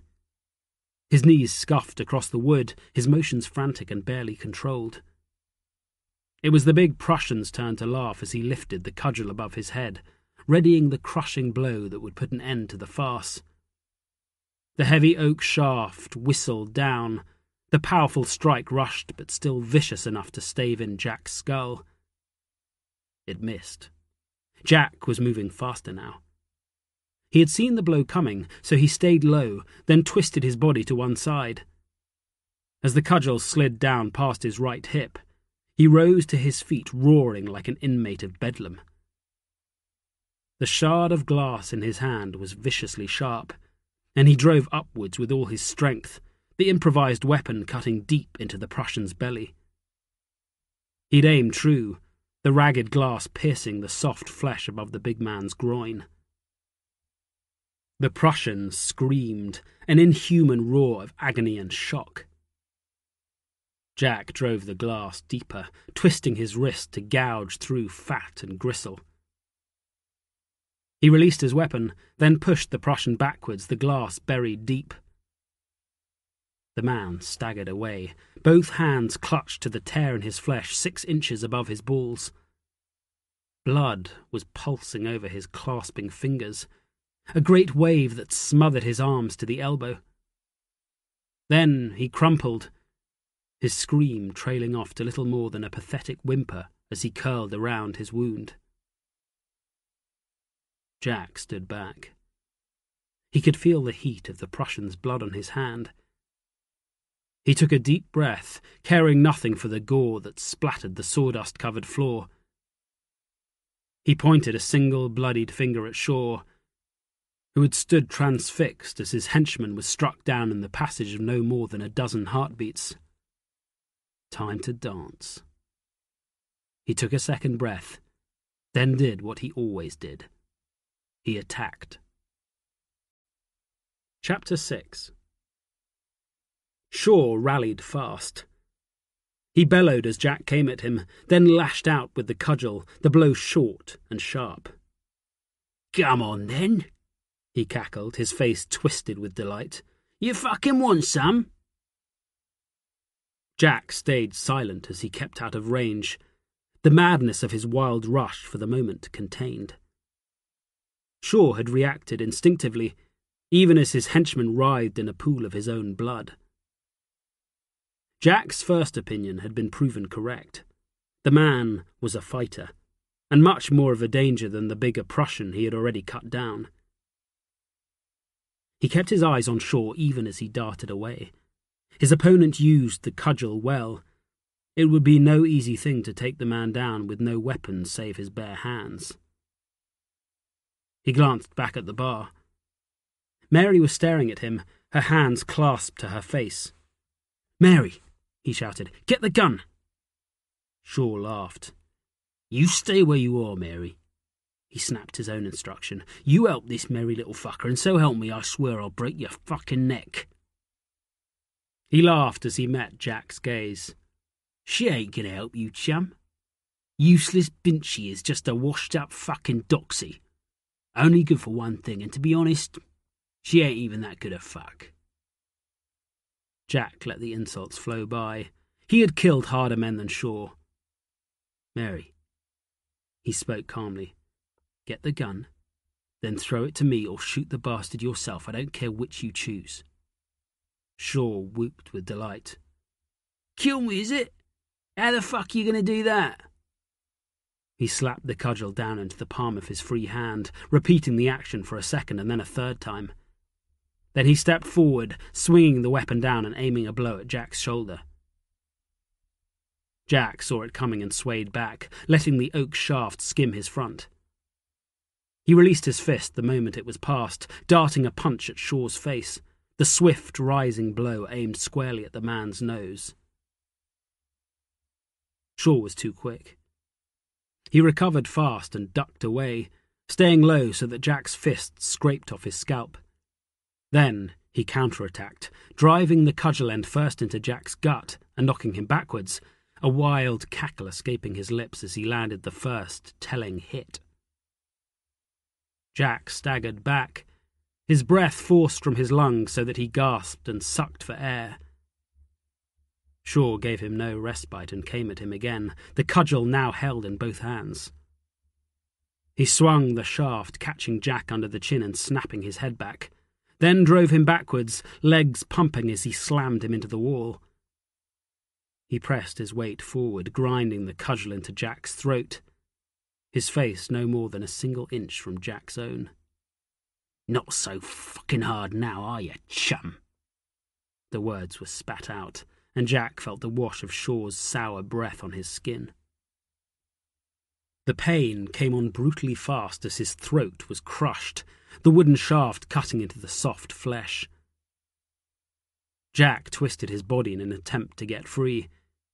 Shaw saw the effort and laughed, pressing his own weight forward, holding Jack in place, his delight at inflicting pain shining in his eyes. But Jack was not done. His shoulders and arms were pinned back, but his hands were free. Even as his vision started to grey, he turned his wrist, then lunged his right hand forward and grabbed Shaw's balls, the tender flesh soft under his fingers. He took firm hold, then pulled as hard as he could. Shaw yelped with the sudden pain. He tried to get away, but Jack held him fast, twisting his wrist cruelly, his fingers holding Shaw tight. The yelp turned into a scream. With his balls on the point of being ripped free of his body, there was no way Shaw could keep Jack pinned to the wall. He dropped the cudgel, his hands clawing at his assailant in a desperate attempt to release the merciless grip. The pressure on Jack's upper body disappeared as Shaw's weapon fell away. He sucked a single breath into his tortured lungs, then slammed his head forward into Shaw's unprotected face. It was a brutal blow, and it forced Jack away, tearing his balls from Jack's grasping fingers. The taller man staggered, blood beginning to pour from his nose. His sneer was gone. Jack stepped forward. He took 2 more quick breaths, his throat burning as the air rushed into his grateful lungs. Then he lashed out, stepping into the blow that he aimed at Shaw's gut. Shaw was hurting, and he could do nothing to escape the attack. Jack followed the gut punch with a second that caught his opponent on the side of the head. "Come on!" He released his fury and roared with triumph as Shaw's head came down. He smashed his knee forward, catching Shaw full in the face, then kept after the bigger man as he staggered backwards, punching and kicking, each blow landing true. The salvo hammered into Shaw's body until finally he could take no more, and he fell, hitting the floor in front of the fireplace like a sack of shit. "Jack! Stop!" Mary was screaming at him to end the merciless battering. He barely heard her and cared nothing for the command. He kicked Shaw in the throat, then stamped down hard, grinding the fallen man's hand into the floor, the sound of bones breaking barely registering under the roar of his anger. "Step away, or so help me, I'll shoot you down!" The threat registered. With an effort of will, he staggered to one side, his breath coming in laboured gasps. He saw Mary clutching his revolver, the firearm large in her small hands, and it was pointed at him. "What the hell are you doing?" "Stand away." Mary lifted the weapon. "You're killing him." Jack did not have the breath for any more words. He bent double, his hands on his knees as he hauled in painful lungs of air. He was struggling to understand what was happening. "Keep back!" Mary shouted, the revolver waving in Jack's direction. "You hear me? Keep back!" Jack did as he was told. He managed to lift his head and saw Mary's flushed face, her eyes wide over the barrel of the gun that still pointed at his skull. He could not believe she was coming to Shaw's defence after hearing the filth that had poured out of the man's mouth. He waved a hand at the gun, trying to push it away, but Mary was already turning, hands shaking as she changed her point of aim. He had been wrong. She was not saving Shaw. She was going to kill him. He noticed the revolver go still in her grip. He straightened up painfully, his breathing slowly returning to something like normal. He stepped forward, coming to stand at her side as she aimed the barrel of the gun at the man who lay unmoving on the floor. "You bastard!" She spat out the words, holding the revolver steady, her finger curling instinctively around the trigger. Shaw's face came up slowly. It was smothered in blood, a gory mask that split and cracked as he sneered at the woman standing over him. "You bitch." Mary laughed once, then pulled the trigger. The revolver roared. In the empty palace, the sound was deafening. Shaw screamed. He rose from the ground, his mouth stretched wide in a dreadful wail. Mary had been knocked back by the power of the revolver's recoil, but she gamely brought the gun back round and fired again, her own shriek of terror lost as the second round roared out. Jack flinched, his body acting on instinct. He sensed Shaw moving fast, the big man somehow finding the strength to run. "Shoot him!" he bellowed, his hand slapping his thigh in frustration. Mary brought the gun round and fired off a third shot, screaming again as she did so. Shaw was still on his feet. Jack had no idea if he had been hit, but he did not dare move. He saw how wild Mary was with the gun, and he knew that to go after Shaw was to risk taking a bullet in the neck. "Shoot him, for Christ's sake!" he urged. But Mary's strength was failing, and the gun drooped. Shaw made it to the door. He hauled it open, half tearing it off its hinges in his panic to escape. The moment it was wide enough, he charged out, lurching away from the threat of the bullets. Jack and Mary stood in silence. In the aftermath of the fight, the only sounds came from the bloodied Prussian, who whimpered as he lay curled in a ball on the floor. "Did I hit him?" Mary's question broke the spell. She still held the gun, pointing it at the door. "No." Jack fought the urge to spit. The familiar rotten egg stink of powder smoke was thick in his nostrils. "I missed." Jack snorted. "You missed." He reached out to take the revolver from her hands. He noticed the tremble in her fingers. "You should have let me finish him." Mary scowled. She did not seem upset by the violence.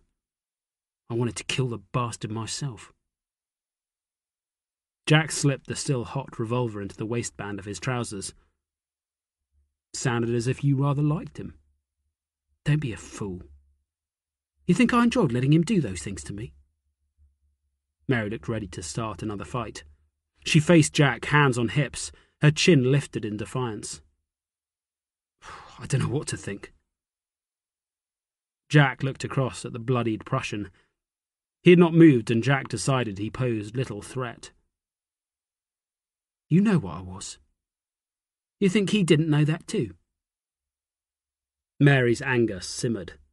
"We paid him off with more than bloody rhino." "I thought all that was in the past." "So did I." Mary tossed her head. "You know what they say? Once a whore, always a damn whore." She did not bother to hide her bitterness. "I don't think of you like that." Jack winced as his body reminded him of the bruises he had taken. His throat was raw and every breath burned. "Then you came back from the wars a fool. I did what I had to do to keep this place safe. I'm not proud of it, but I ain't ashamed of it neither." He heard the hardness in her words. "I'm not judging you, Mary. I know what life is like." "Then you know why I did what I did." "I had to keep this place for my Billy. He needs a home. You can understand that, I reckon." Jack nodded. His own mother had made hard choices to keep a roof over her son's head. Decisions he had not understood until he was long gone. Mary had done the same for her son. He had not lied. He was the last person who could ever judge another's sins. "You did what you had to. Now, are you going to help me with this Prussian arsehole, or are you going to stand tossing your head around like a nervous damn filly?" "You've become one mean bastard, Jack Lark." "I know." Jack took a tentative step towards the Prussian, who had gone worryingly silent. "And I bet right now you're damn glad I did." Mary didn't answer. They stood over Shaw's henchman in silence. "So you're dead 'un?" Mary spoke first. She did not sound concerned by the notion. "No. At least I don't think so." Jack went gingerly down onto his haunches and peered closer at the Prussian. He did not look dead. Shame. Would have made things easier. Mary came to crouch at Jack's side. "We could have tossed him in the Thames and that would have been that." A pair of pale blue eyes turned their way. The Prussian was alive. Jack had the feeling he had understood Mary perfectly well. "Help me." The words came out as little more than a whisper. Mary tutted, then looked at Jack. "You going to kill him?" "No." Jack could not help but shake his head at the suggestion. Mary was harder than he had given her credit for. Is there someone who can help him? Oh, there's no doctors round here. Mrs. O'Fallon might help. She does for the girls when they have their babes. She could stitch him up. Get your Billy to fetch her. Jack stood up and pulled off his shirt. Let's at least try to keep him alive until she gets here. He was about to squat back down when he saw Mary staring at him. You have been in the wars. Jack looked down. He was used to the scars. From the thick wheal on the left side of his torso to the ridge of raised flesh on his right shoulder, his body bore the reminders of the battles he had fought. He shrugged, then knelt at the Prussian's side. He felt a prick of shame at letting Mary see him half naked. Once he would have stripped off in front of her gladly. Now he just felt awkward.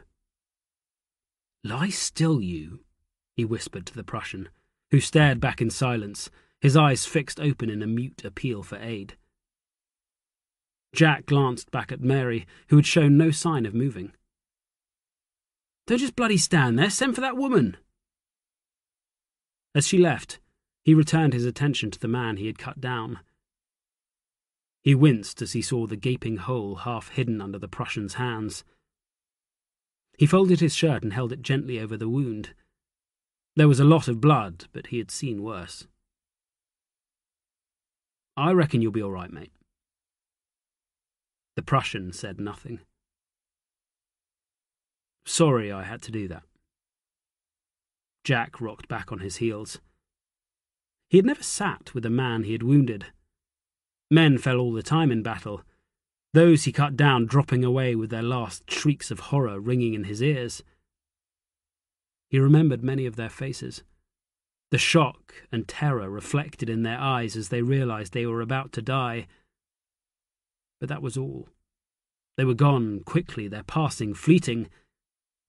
Now he sat with a man bleeding from a wound he had inflicted, and he did not know what he felt. Danke. The word came with a hiss of pain. Jack did not know how to reply, so he simply sat there. Why are you helping me? The silence had stretched thin before the Prussian murmured the question.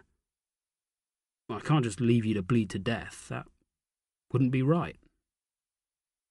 Jack smiled at his own words. He had been in battles when the killing had stopped. Suddenly, 1 minute he had been in the thick of the fighting, surrounded by men clawing at one another in a desperate bid to kill or be killed. The next, each man realized that the fighting was done. He remembered the embarrassed looks as they moved apart, the odd sense of uneasy camaraderie that built even as they stood over the bodies of their fallen mates. Fucking English.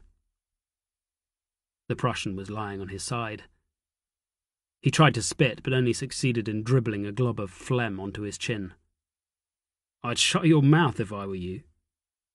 Jack tried not to laugh at the insult. The Prussian was bleeding like a stuck pig, yet still he had the nerve to abuse the man who held his life in his hands. Jack thought it an admirable trait. Why do you work for that bastard Shaw? He settled into a more comfortable position. He had done all he could. The Prussian would live or die at fate's hand now. Geld. Money.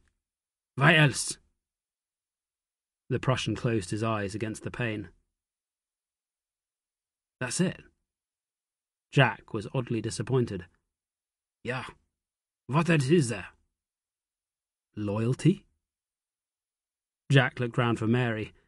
He wished she would hurry. You cannot eat loyalty. Jack grinned. He was beginning to like the Prussian. So that's all you want? The Prussian did not reply. His eyes were closed as he fought against the pain. It was some time before he opened them again. Nein, but it's all I can get. Jack nodded at the honest answer. So, what now? I reckon your mate Shaw left you for dead. Fuck Shaw. Fair enough. Jack heard a commotion coming from the rear of the palace. He felt relief. Mary's Irishwoman had arrived.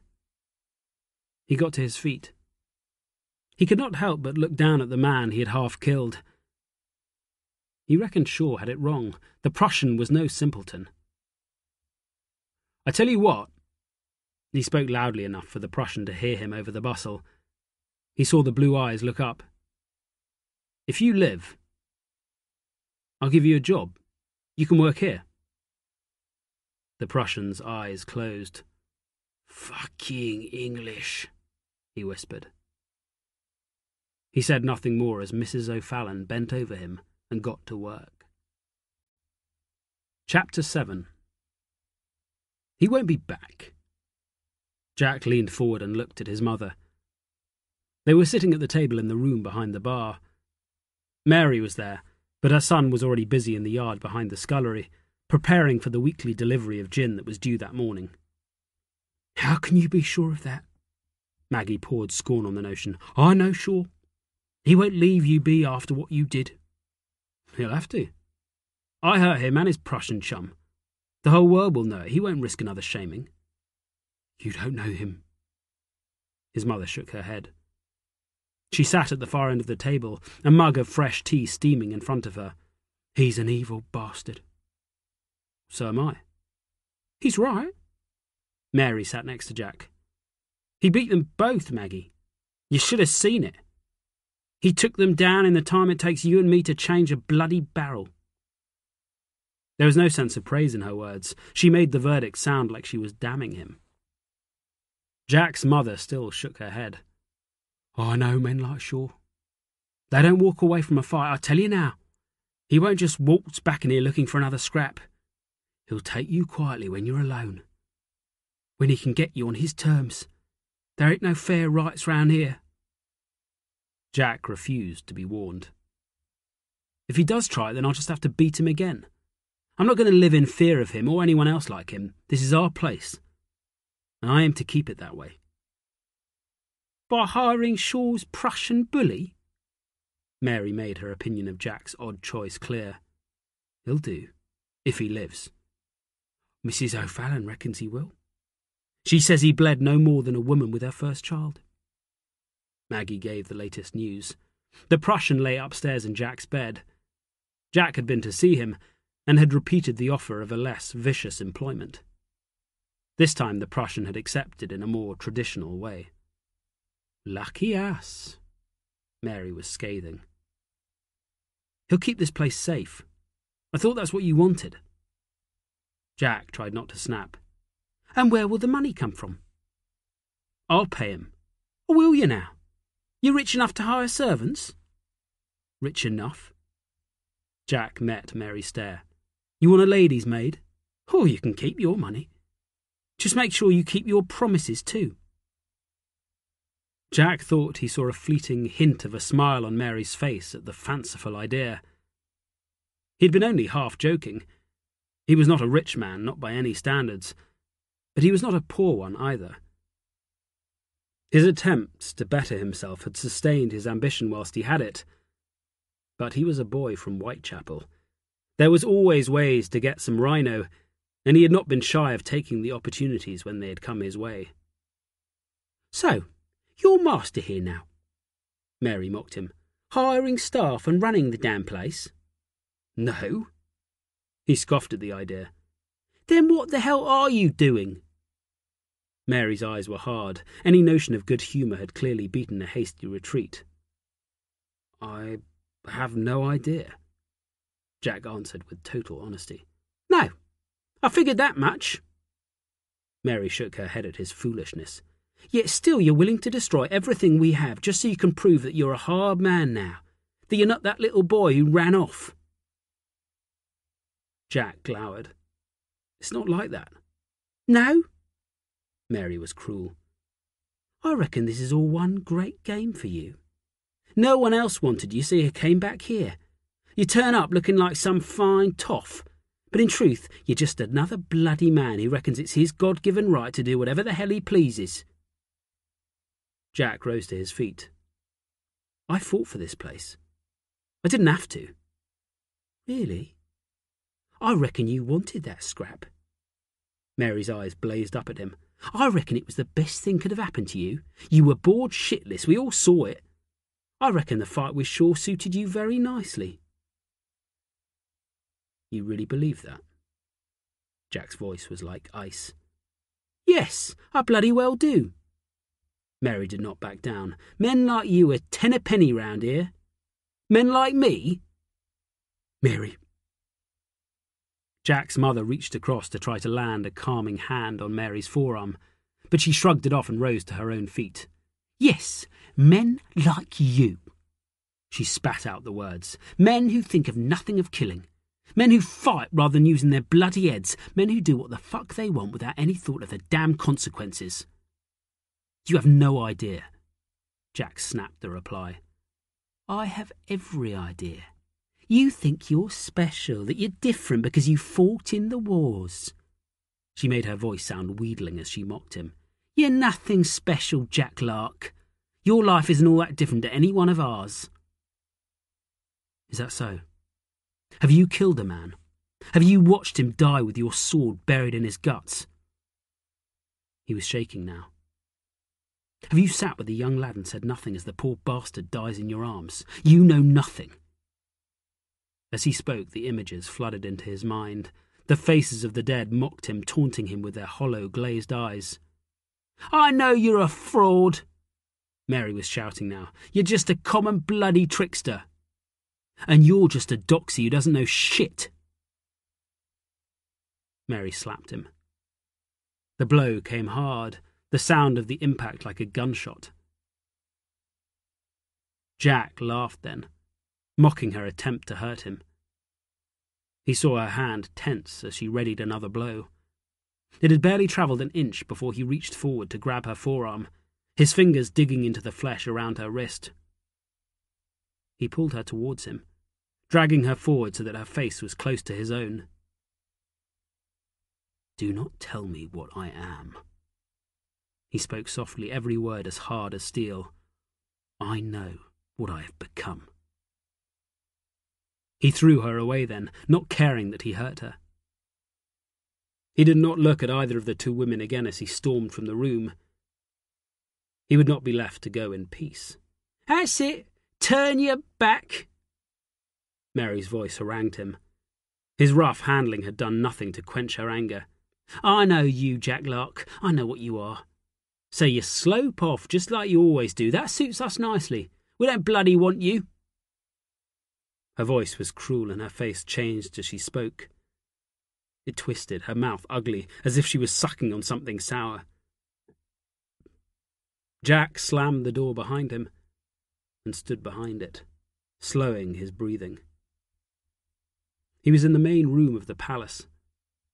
The stink of sour gin caught in his nose as he controlled his anger. The smell sickened him. The collar was stiff. His fingers were clumsy and out of practice, but he forced the final button into its hole. The fit was tight around his neck, the high collar forcing his chin up so that he looked down his nose at the world around him, just as an officer should. He stood back from the window, then smoothed down the fabric of the scarlet coatee. It was slightly rumpled from its time in the chest where he kept his things. He had not worn it since the day he had arrived back in Whitechapel nearly a month before, his role as potboy not requiring the dress of an officer of the Queen. But the snug fit of the captain's uniform coat felt good on his back.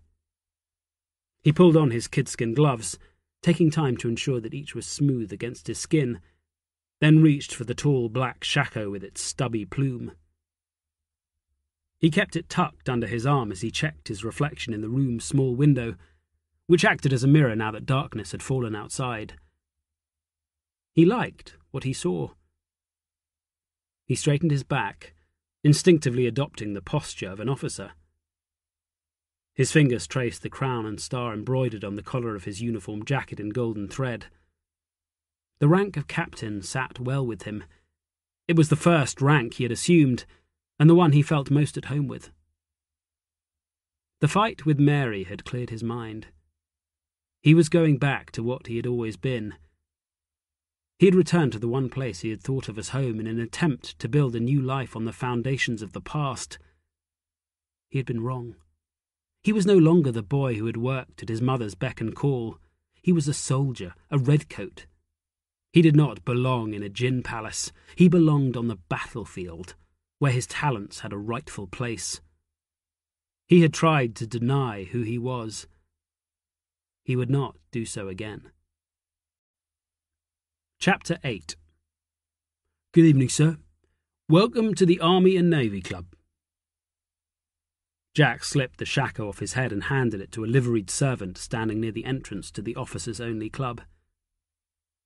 He nodded to acknowledge the man's greeting, his hand running over his close-cropped hair as he ran his eyes around the room. The club was busy. He had chosen the date with care. There were a number of events being hosted that night, the combination of 2 regimental dinners and a birthday celebration certain to fill the place with enough unfamiliar faces that one more should not stand out.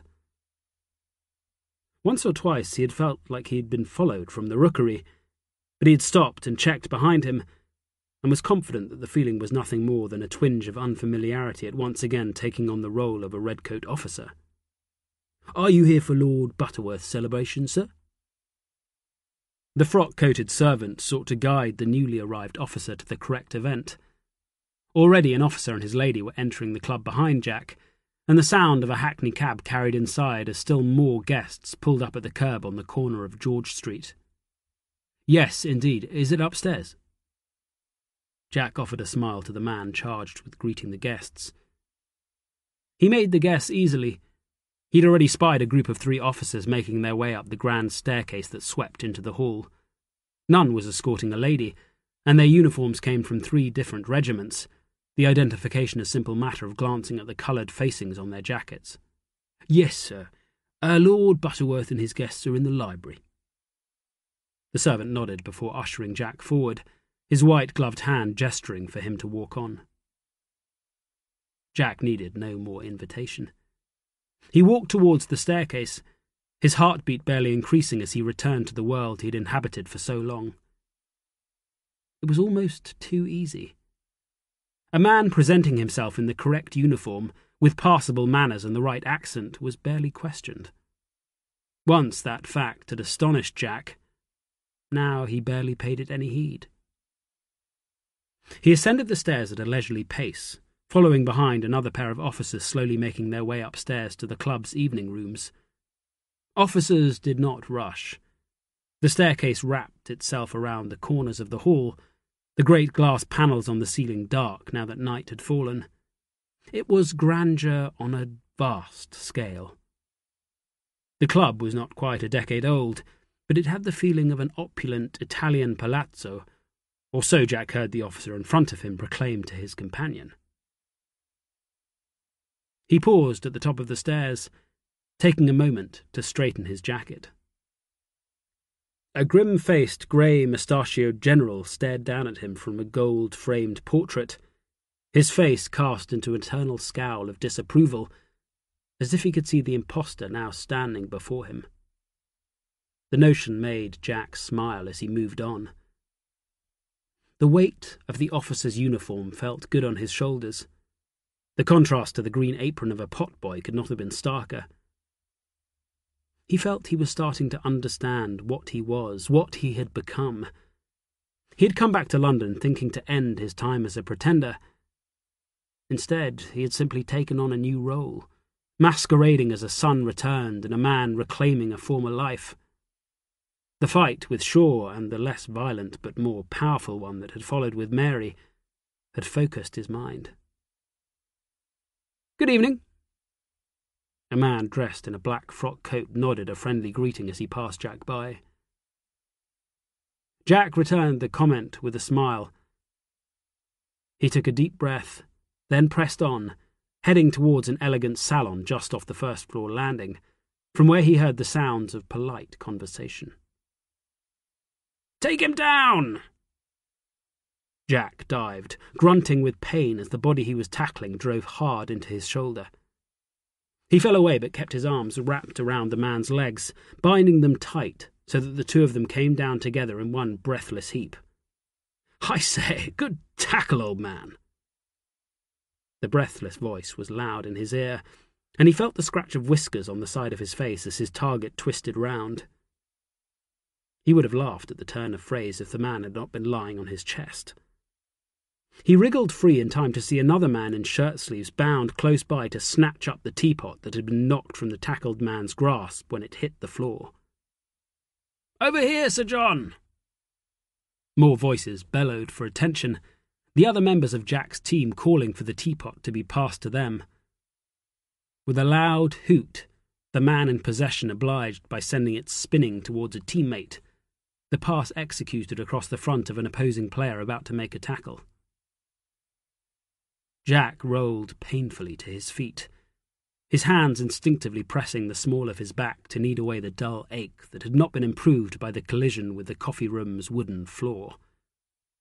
The pain was a nagging reminder of a youth spent in the gin palace hauling barrels.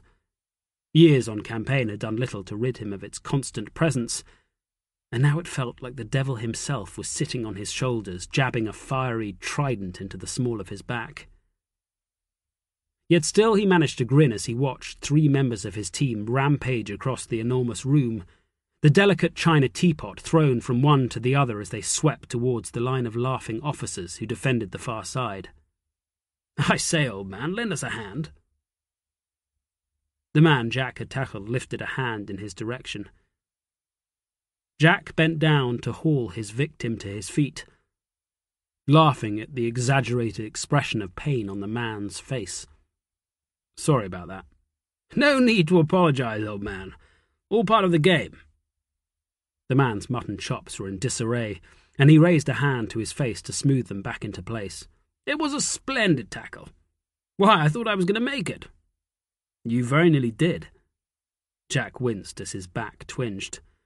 "What say we leave this game to these fools and go get ourselves a drink?" "I think that is as fine a notion as I have ever heard." The man groaned as he took his first steps. "Oh, I'm getting too old for such goings-on." He smiled at Jack, then offered his hand. "Augustus White." "Arthur Slomes." Jack gave the false identity as he shook hands.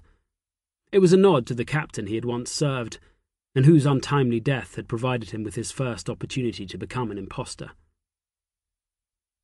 The two officers walked slowly from the field of play that had been cleared in the centre of the room. A great cheer went up from its far end as a vigorous tackle upended one of Jack's teammates. "That's the spirit! Play up, Butterworth, play up!" Augustus roared his encouragement before taking a firm grip on Jack's elbow.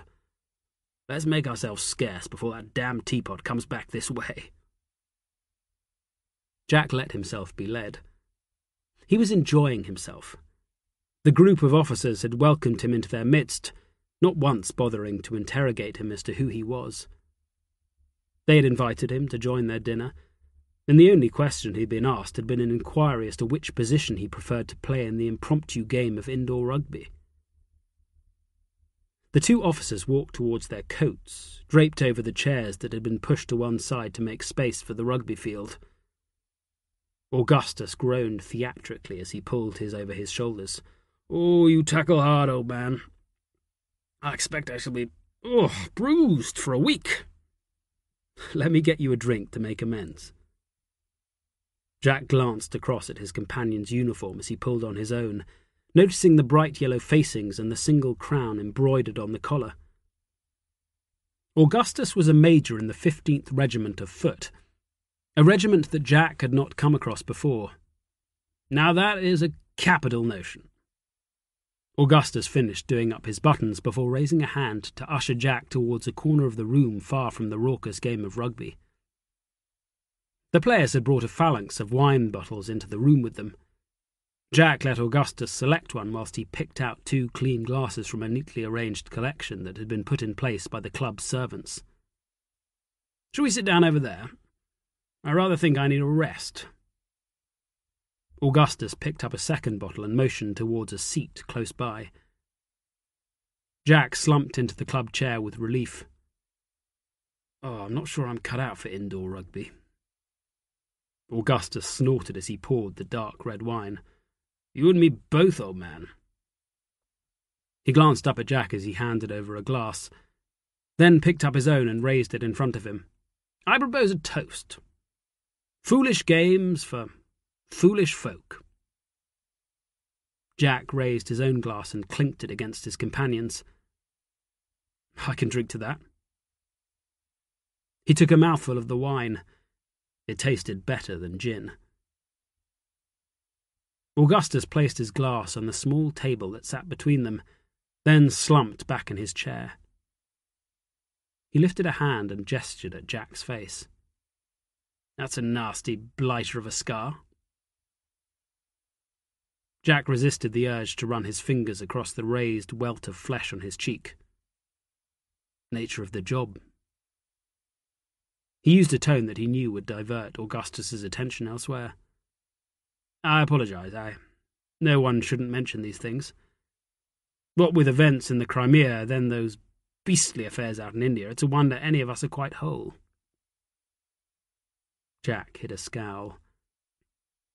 He did not think the 15th had been anywhere near the fighting in either conflict. "So, what brings an officer of the 15th to London?" He tried to set the conversation on a sounder footing. He was enjoying his freedom, and he wanted to know what was going on in the wider world. "I serve with our 1st Battalion down at Portsmouth. We brought up a draft of men to Chatham. It seemed a waste to come all this way and not engage in a little diversion on the way back."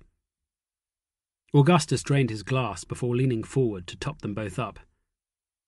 "If you'll forgive me asking the same question, what's an officer from the Buffs doing here? I thought your mob was all overseas." Jack had chosen his borrowed regiment with care. The 3rd East Kents were known as the Buffs due to the colour of the facings on their uniform.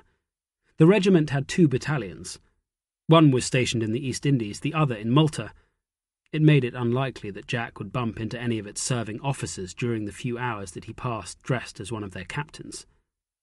He'd stolen the uniform on his way back from the East, lifted from an officer's trunk that he had come across at Waterloo Station. "I'm on furlough." "Oh, you lucky bugger. How long?" "A year."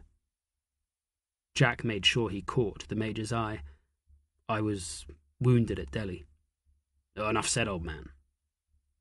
Augustus sat back, his discomfort at being faced with a fighting officer obvious as he fidgeted under Jack's gaze. "Is, that where you got the—" He paused and used his glass to gesture at Jack's face.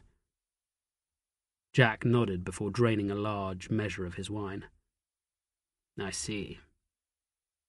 Augustus wiped his hand across his mutton chops. "It was a beastly affair. Absolutely beastly. There were rumours back at the depot that we would be sent out as reinforcements." Jack sensed this would not have been to Major Augustus White's liking at all. It was hard fighting.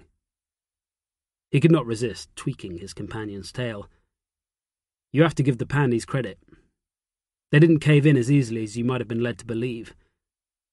They nearly had us at Badli Ki Sarai, and the assault on Delhi was a damn close-run thing." He dropped the names, watching for a reaction. "You were at both?" "I was in Delhi when the first mutineers rode in. I was there when we kicked them out again." Jack spoke in a deadpan tone, but he was struggling to hide a smile. Augustus was looking at him as if he were some kind of hero.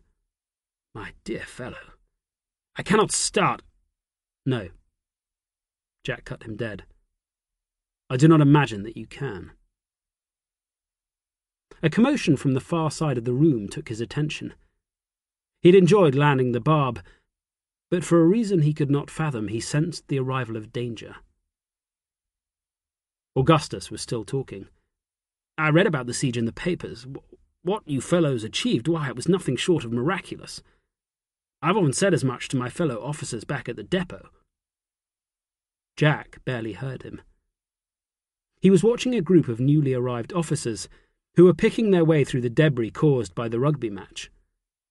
From their faces it was clear they were not amused to find the usually dignified salon filled with roaring and sweaty officers treating the place with disdain.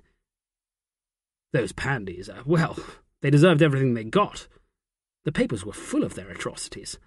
I curse my luck daily that the 15th were not given a chance to pay the blackguards back for what they did." Jack paid no attention to Augustus's meaningless whittering. His eyes were riveted on the face of one of the officers as they arranged a circle of armchairs on the far edge of the temporary rugby pitch.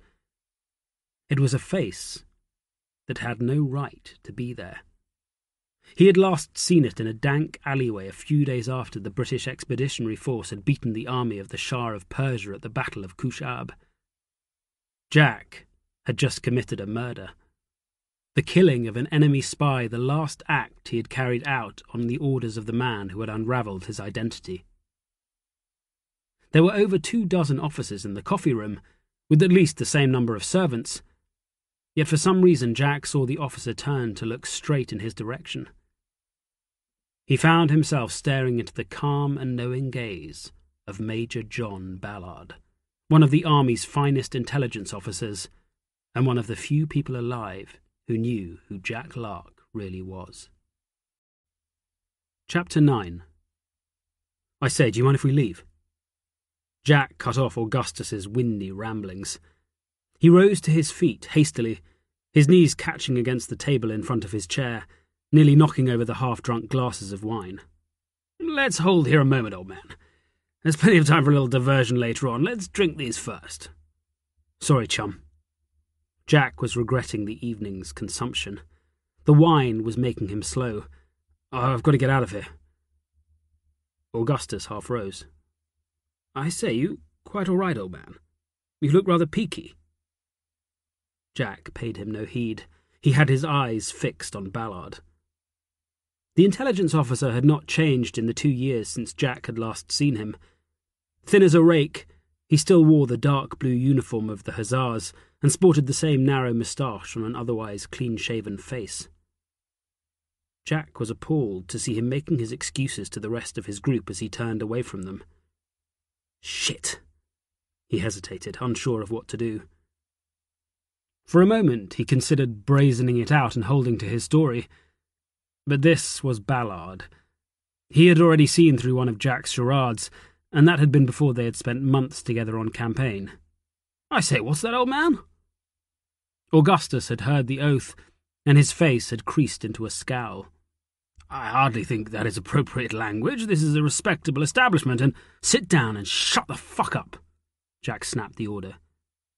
He was already moving away, his eyes searching for a way out. He barely heard Augustus's reaction to the pithy command. The game of rugby surged closer, and he slipped back into the fray. "Oh, I'd take your jacket off if you're coming back out." A hand pushed at Jack as an officer rushed past, his face flushed with sweat.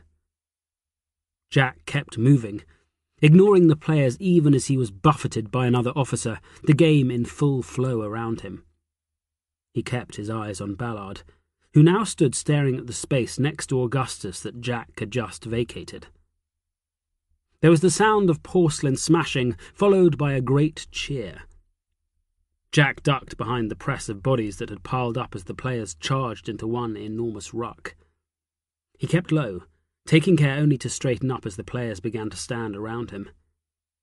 He stayed in the melee, enduring his own share of backslapping as the game broke up, the sweaty officers around him barking with good humour. Ballard was on the move. He approached the far side of the crowd, his small frame nearly completely hidden by the beefier bodies of the officers leaving the field of play to recover their uniforms. His head turned briskly this way and that as he searched the faces. To Jack's mind he looked like a sparrow who had found his way into a parliament of rooks.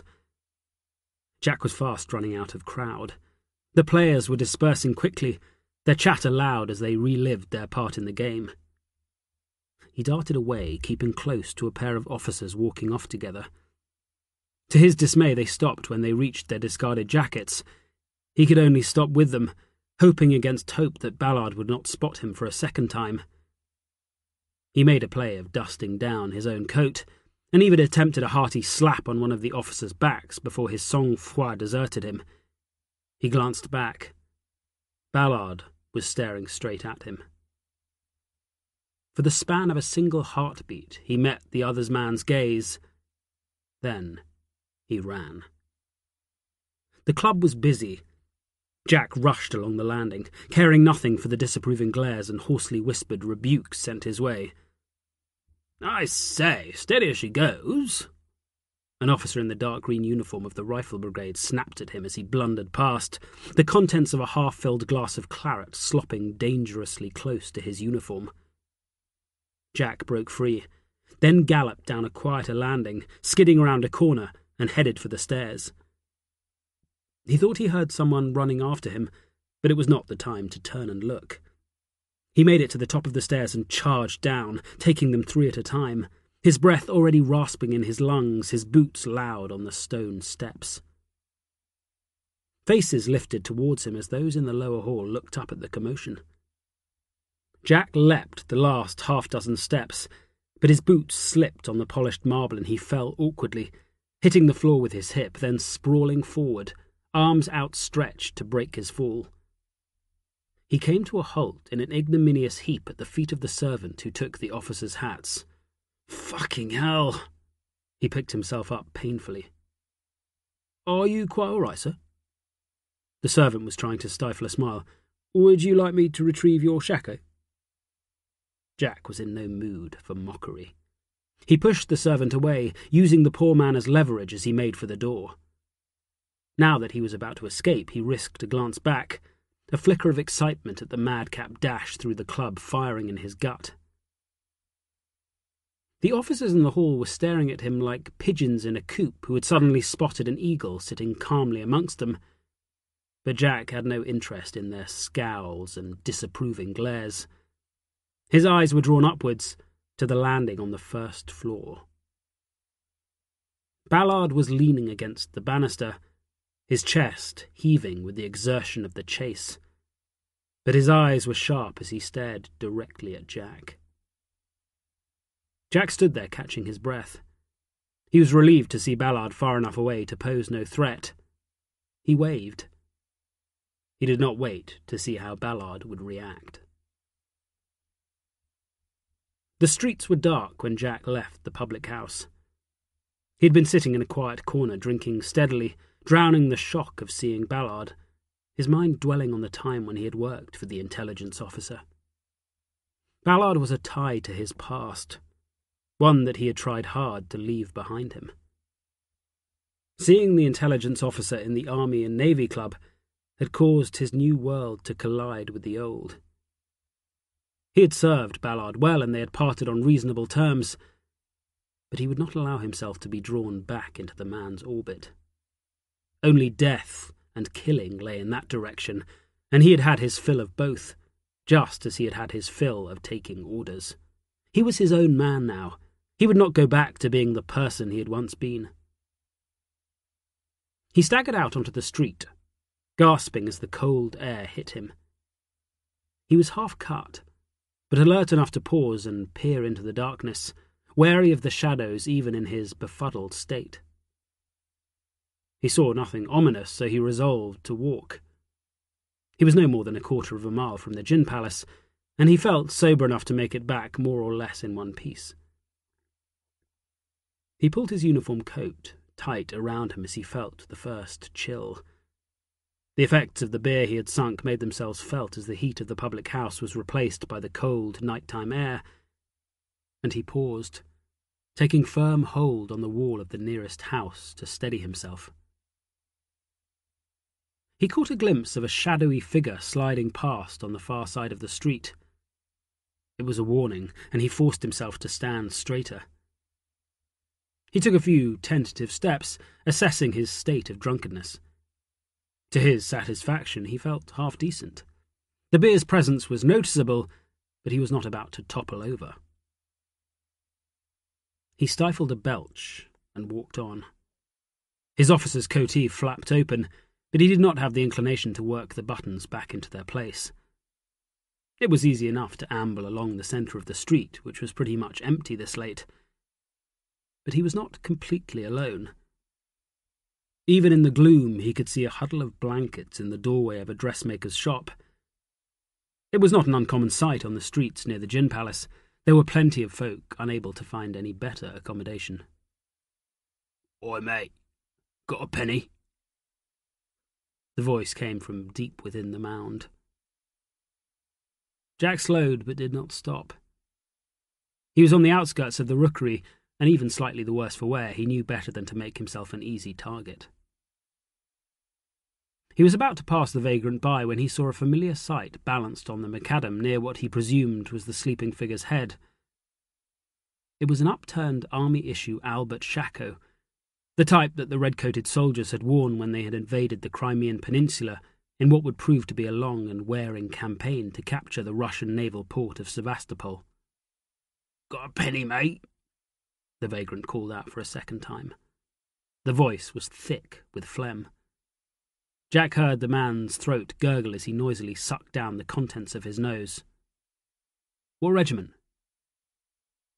The blanket stirred. A corner was pulled back, and Jack caught the glimmer of a single eye glaring up at him. "Give me a shilling, mate, and I'll give you my whole fucking life story." Jack was finding it hard to stand still. He contemplated the eye, then fumbled in his coat. He did not carry much money with him, he was not that foolish, and the night's drinking had cleared out most of his pocketbook, but he still had a handful of coins which he pulled out and deposited in the man's shako. "I paid my dues." He fixed his gaze on the single eye. "Answer my question. What regiment?" He delivered the command with some of the snap of an officer.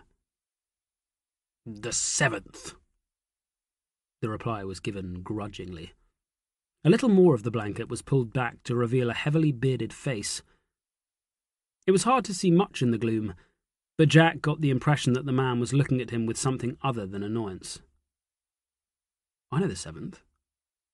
I was with the King's Royal Fusiliers at the Alma." Either the face betrayed nothing, or else Jack missed it. "I was at the Alma." The man spoke the words as if saying them for the first time in a long while. "We saved your sorry asses." Jack was sobering fast as he remembered leading a company of redcoats in the assault on the Russian redoubts on the far side of the Alma River. The King's Royal Fusiliers had led the way, whilst the other regiments in its division, including the 7th Fusiliers, had been drawn into a vicious fight with enormous Russian columns sent to throw the British division back over the river. It had been his first taste of battle. He had done little save go forward with his stolen company and take his place in the line when it finally stormed the redoubt. They had lost many men in the long assault, with dozens struck down by the Russian artillerymen. He shivered as he remembered what it had been like to walk up that slope on that bloody day so many years before. "It was a hard fight." The man Jack had disturbed broke the silence. Jack did not know how long he stood there without speaking. He forced the memory back into its cage. "What happened to you?" "I got hit. Invalided out. I was one of the lucky ones." "You came out of Scutari?" The main British hospital had become a byword for the worst conditions of filth and squalor, thanks to the reports sent to the British press by the reporter William Russell. Jack had found himself there after the battle. Somehow he had recovered, his body healing well enough to let him find a way out. "Fucking shithole that was." The man pulled the blanket back over his face. There was a sound of footsteps on the street behind them, but Jack stayed where he was. He looked down at the heap of blankets for a long while. He did not know if the man knew he was still there, but it was clear that their conversation, if it could be called that, was over. It was hard not to picture himself in the man's place. It was the fate of so many soldiers, the army quick to cast out any who could no longer serve the colours. He did not know how he had survived for as long as he had. He had taken enough wounds along the way, but never one serious enough to leave him nothing more than a cripple dumped on the street and left to fend for himself. He sighed, then resumed his weary walk back to the ginny. There was nothing more he could do for the ex-soldier. The few pennies would have to suffice. The man hidden under the blankets waited for Jack to get a few dozen yards away before he rose slowly to his feet, casting away the filthy coverings with a sneer of distaste. It took but a second to ease the 17-inch bayonet from the sheath on his belt as he began to walk, his movements awkward after so long lying on the cold macadam. He spat, then whistled once, the sound sharp in the quiet. He saw a figure step out of the shadows on the far side of the street. There were no gas lamps in this part of town, but there was sufficient moonlight for the man, who had not lied about his days in the 7th Fusiliers, to see the firm nod of the head as the identification was confirmed. The old soldier started to move quicker, the sharpened bayonet held low in his right hand. A second, and then a third man joined him, their footsteps sounding quick and sharp. The figure who had made the identification slid back into the shadows as the trio he had hired broke into a run, their paths converging on the back of the man dressed in the uniform of a British Army captain. Chapter 10. Jack froze when he heard the silence broken by the staccato rhythm of boots hitting the ground in unison. The evening of drinking had dulled his senses, but the sudden flare of danger still registered in his fuddled mind. He was running before he had any idea of a plan. His officer's coatee billowed around him as he pumped his legs, forcing the pace. "Get him!" The sound of the boots picking up speed reached his ears as he pounded past a draper's wagon left empty outside its owner's shop. He darted behind it, then doubled back, reaching out to take a firm hold on the wagon's side as he changed direction, then hurtled up the narrow gap between the vehicle and the wall of the shop. He saw them then. He was no longer running away, but towards the men who were chasing him, and there was time enough to make out the 3 dark figures spread wide across the street. The one directly in his path skidded to a halt as his quarry suddenly turned and ran straight at him. Jack saw the man set himself, the glint of a weapon held low at his right side. There was no time to plan or to give his other 2 pursuers a moment's thought. He just rushed at the man in his path, his boots hammering hard on the macadam. The man lunged as Jack came at him. It was a vicious blow, the bayonet held in his right hand staying low as he punched it towards Jack's gut. But Jack saw it coming. He jumped, then lashed out with his boot, catching the underside of the bayonet and kicking it skyward. His attacker's arm was thrown backwards with such force that the man was knocked onto his backside. Off balance, but still moving fast, Jack collided with the man who had thought to spill his guts on the quiet back street. He let his weight go and fell hard, making sure his body came crashing down on top of his attacker, his knees planted firmly on the other man's chest, ruthlessly crushing his ribs and driving the breath from his body. There was no time to stay and fight. Jack's hands clawed at the ground, his palms slipping across the macadam, his feet lashing out as he used the man's body for purchase. He felt his right boot catch the fallen body in the face. Then he was up and running, his arms starting to pump hard, the other 2 pursuers already on his tail. He felt a moment's joy as he galloped away from his assailants. There was madness in the uneven fight, a delight in having already knocked down one of the men who had come for him. He did not stop to wonder who they worked for, or why he had been singled out. He had known that the moment he heard the footsteps chasing after him. He hurtled around a corner, taking the dangerous race into a narrower street. It led away from the palace, but he had no intention of heading back there until he was alone. He pounded on, ignoring the burn in his chest.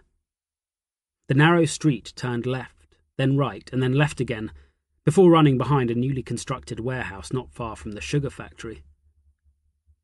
It was near pitch black behind the tall, black building.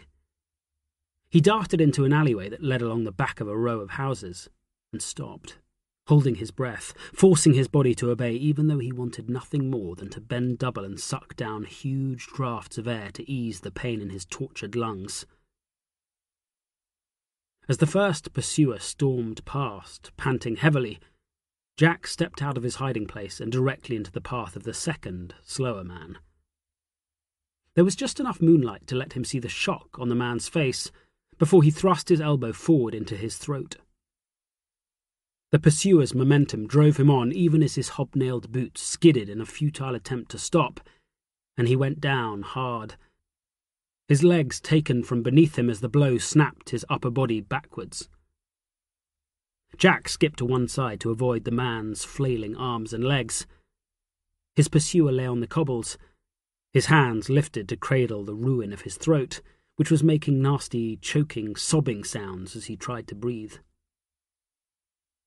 Jack's legs felt wobbly, but he forced them to pick up the pace as he sprinted back the way he had come.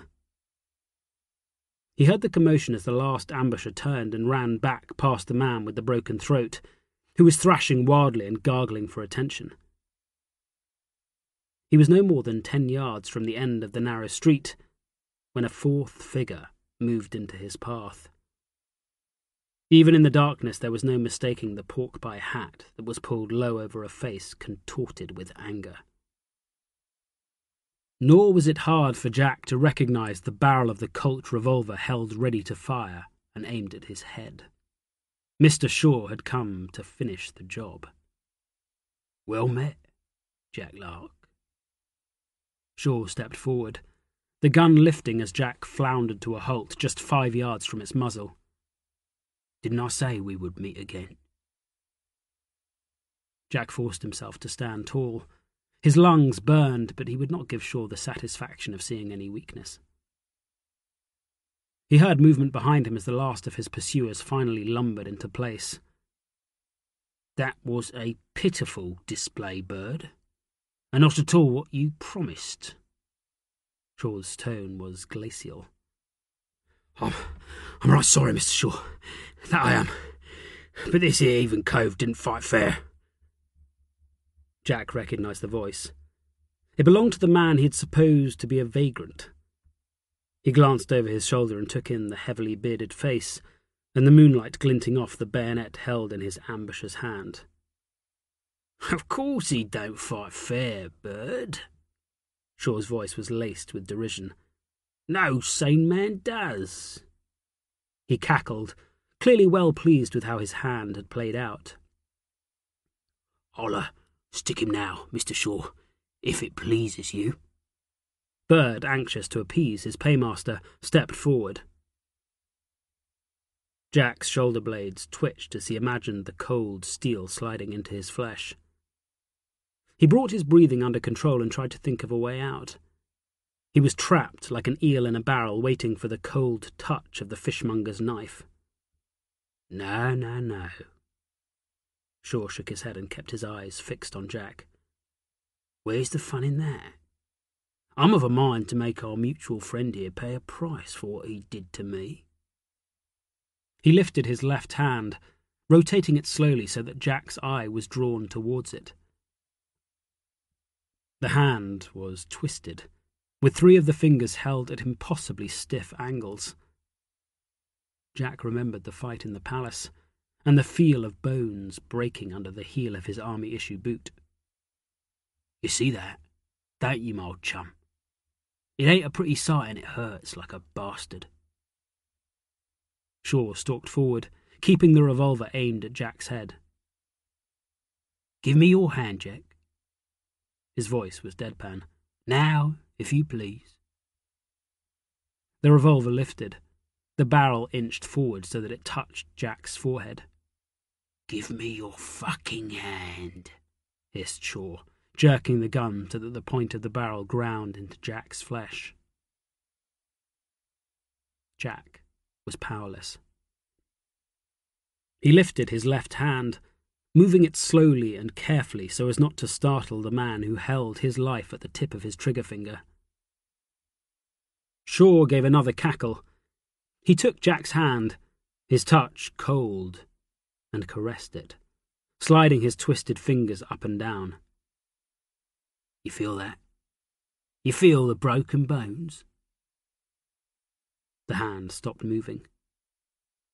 Clumsily it forced Jack's ring finger into an awkward grip.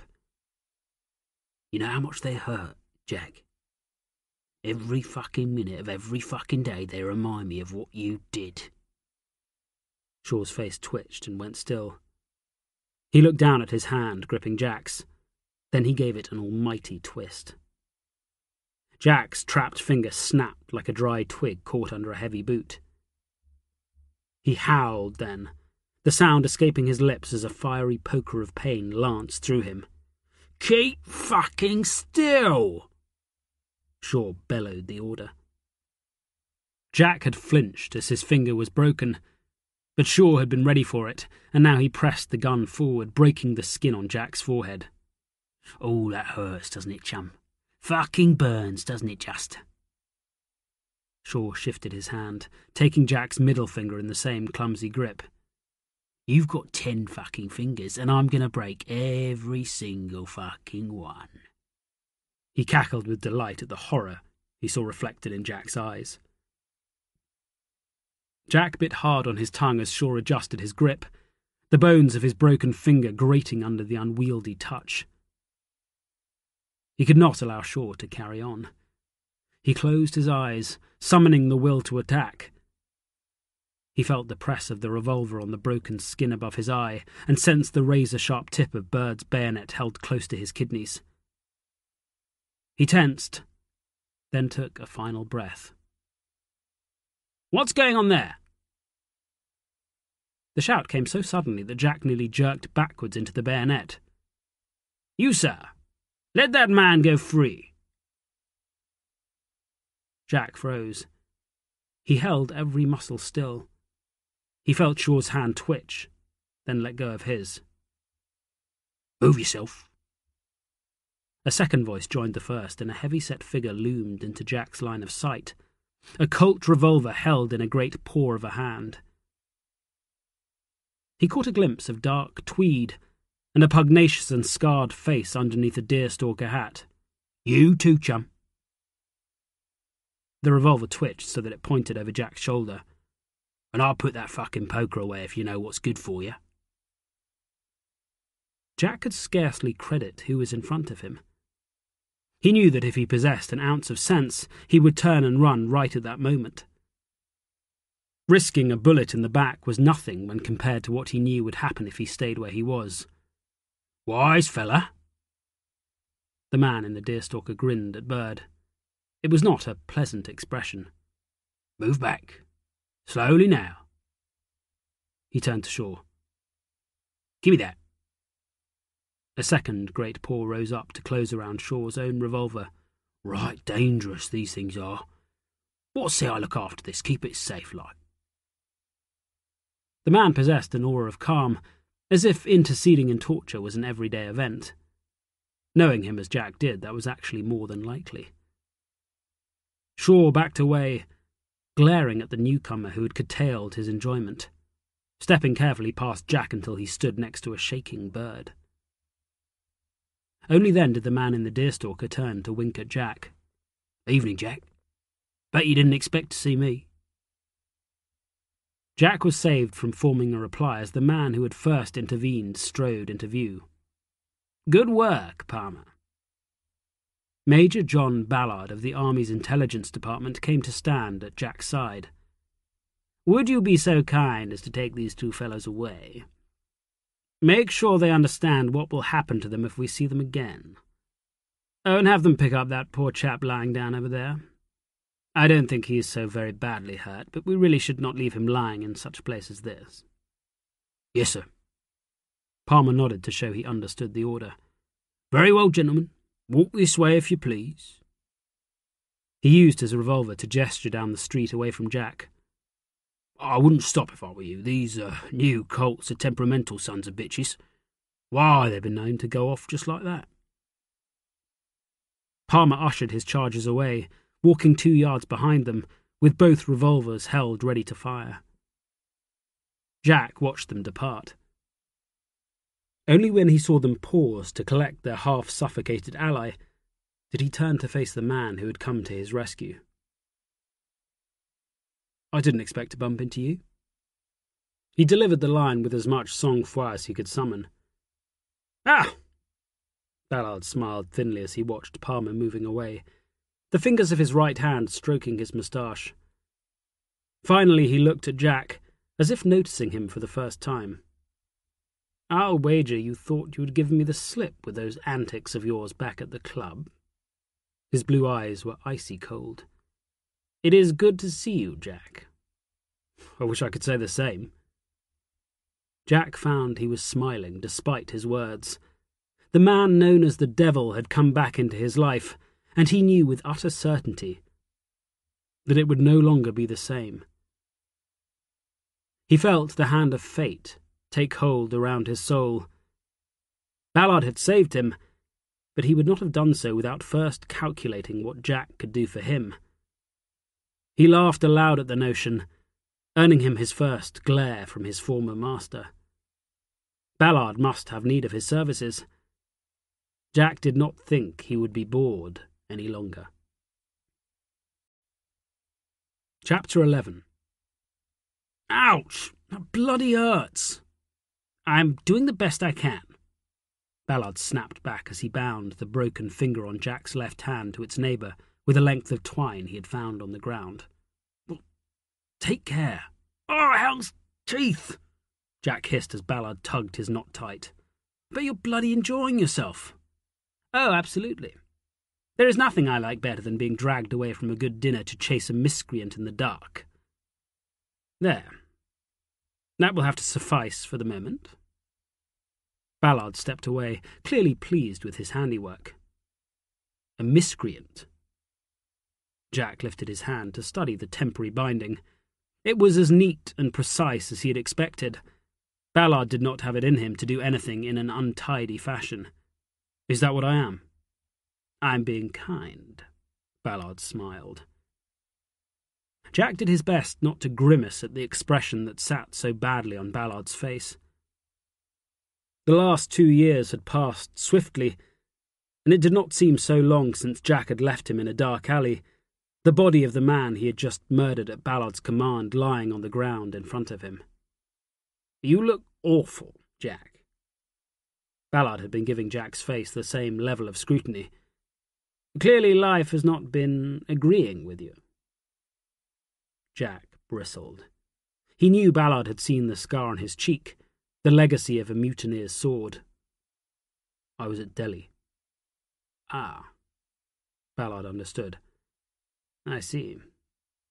Where were you?" Jack fired the question, unable to withhold the accusatory tone. "Bombay. I have only just returned to these shores. I have some pressing family matters to attend to." "I see." There had been no fighting in Bombay. Ballard would have been spared from witnessing the full horror of the mutiny. Ballard's eyes narrowed, but the uncomfortable conversation was ended by the sound of footsteps coming towards them. Both men turned and saw the hefty form of Palmer, Ballard's bodyguard, enforcer, and general ne'er-do-well, walking towards them. "Did you deal with them?" Ballard spoke first. Palmer nodded, then looked down as he carefully replaced his revolver into the waistband wrapped around his not inconsiderable middle. He still held the one he had taken from shore. "What did you do with them?" Jack fired off a question of his own. He knew Palmer. "I let them go." "You what?" Jack did not believe the answer. "Oh, they know not to bother you again." Palmer was smug. Jack felt a rush of fear. It raced through him, every nerve jangling. "You're a fucking idiot. Men like Shaw don't give a shit for a warning. Now get out of my way before I knock you down." His fear was taking hold. He knew what Shaw would do the moment he was free. "Now, Jack, I'm sure—" Jack cut Ballard off by using both hands to shove Palmer out of his way. He was running before the larger man could react. He knew where Shaw would go. He just hoped he would not be too late. Jack's boots pounded into the macadam, the sound echoing off the silent houses that lined the street. The night-dwellers who roamed the rookery stayed in the shadows, not one willing to risk taking down the lean-faced villain who charged through the night. Jack forced himself to think of nothing other than his footing. The fear was bright, but he held it close, refusing to let it dominate him. He ran hard, ignoring the pain in his hand and the burning in his chest. He'd gone soft, the weeks he had spent travelling and working in the gin palace leaving him short of breath, and with limbs that trembled with the effort of keeping him upright. But he had long mastered his body, his mind refusing to listen to its complaints. The ground passed swiftly under his boots as he hurtled along, thumping out the yards as he ran through streets he had known since he was a boy. They were as familiar as his own flesh, and he thought only of his destination, his path taken without hesitation. He heard the commotion long before he saw it. The rookery was usually quiet at night, its wiser denizens content to sit behind locked and barred doors, the streets left to the night villains who owned the darkened alleyways and hidden corners where they plied their trade. But there were a few things that could entice the good citizens from their homes. A fight would do it, or perhaps a ruckus created by brawling whores, or a fire. The crowd was dense, the men, women and children drawn to the spectacle by the promise of drama. It was a lure few could resist, even though the first pickpockets would already be cutting the purses of the unwary and inattentive. "Let me through!" Jack shouted to be heard. The onlookers were noisy, whoops of excitement greeting a flash of flames as the roof of the palace went up with a great whoosh. "Let me through!" He worked through the crowd, using his elbows freely to force a passage. Many of the watchers recognized him, his weeks behind the palace's counter earning him a place amongst the rookery's better-known coves. "Let him through! Let Lark through!" The call changed, the instruction delivered with glee as one of the night's prime performers pushed onto the stage. Jack wormed his way forward. The crowd made it easy then, parting for him and letting him pass as if he were a modern Moses. He staggered as he emerged from their midst, his footing failing him at the last. He felt the heat on his face. He recovered his balance, but still he floundered, his urgent pace faltering as he confronted the very sight he had feared. "Where's Maggie?" He whirled around to grab the closest person, a man of ancient vintage he recognized well enough. "Where is she?" The man recoiled from the venom in Jack's voice. He lifted a wavering arm, a single finger pointing towards the inferno. Jack felt his strength flag as he turned to face the flames. They daunted him as they roared and surged through the building. He felt the fear then, the terror of what he must do. The blaze mocked him, a gout of fire choosing that moment to break through the slates on the roof and fountain into the sky, the great column greeted with the coos and cries of a crowd revelling in their entertainment. "Jack! Jack!" A surge of relief rushed through him. It was so strong that he felt his balance totter. It was Mary, not all was lost. "He's in there! He's in there!" The fear returned with a vengeance. Mary ran at him, her face streaked with the black touch of smoke. Her skirt was singed, the hem torn so that it flapped around her calves. "My Billy! He's in there!" She threw herself at him, fingers like claws as she pulled at him. Still, he hesitated. He knew what she wanted, what she was begging him to do, yet his well of courage had run dry. Mary dragged him forward, moving him towards the heat that was like a solid wall in front of him. "My boy! My boy!" Voices in the crowd wailed as they heard the desperate cry. There were few in the rookery who would not react to the threat to a child, if only to add to the drama and to the delicious horror of the treat they were watching with such rapt fascination. "Jack!"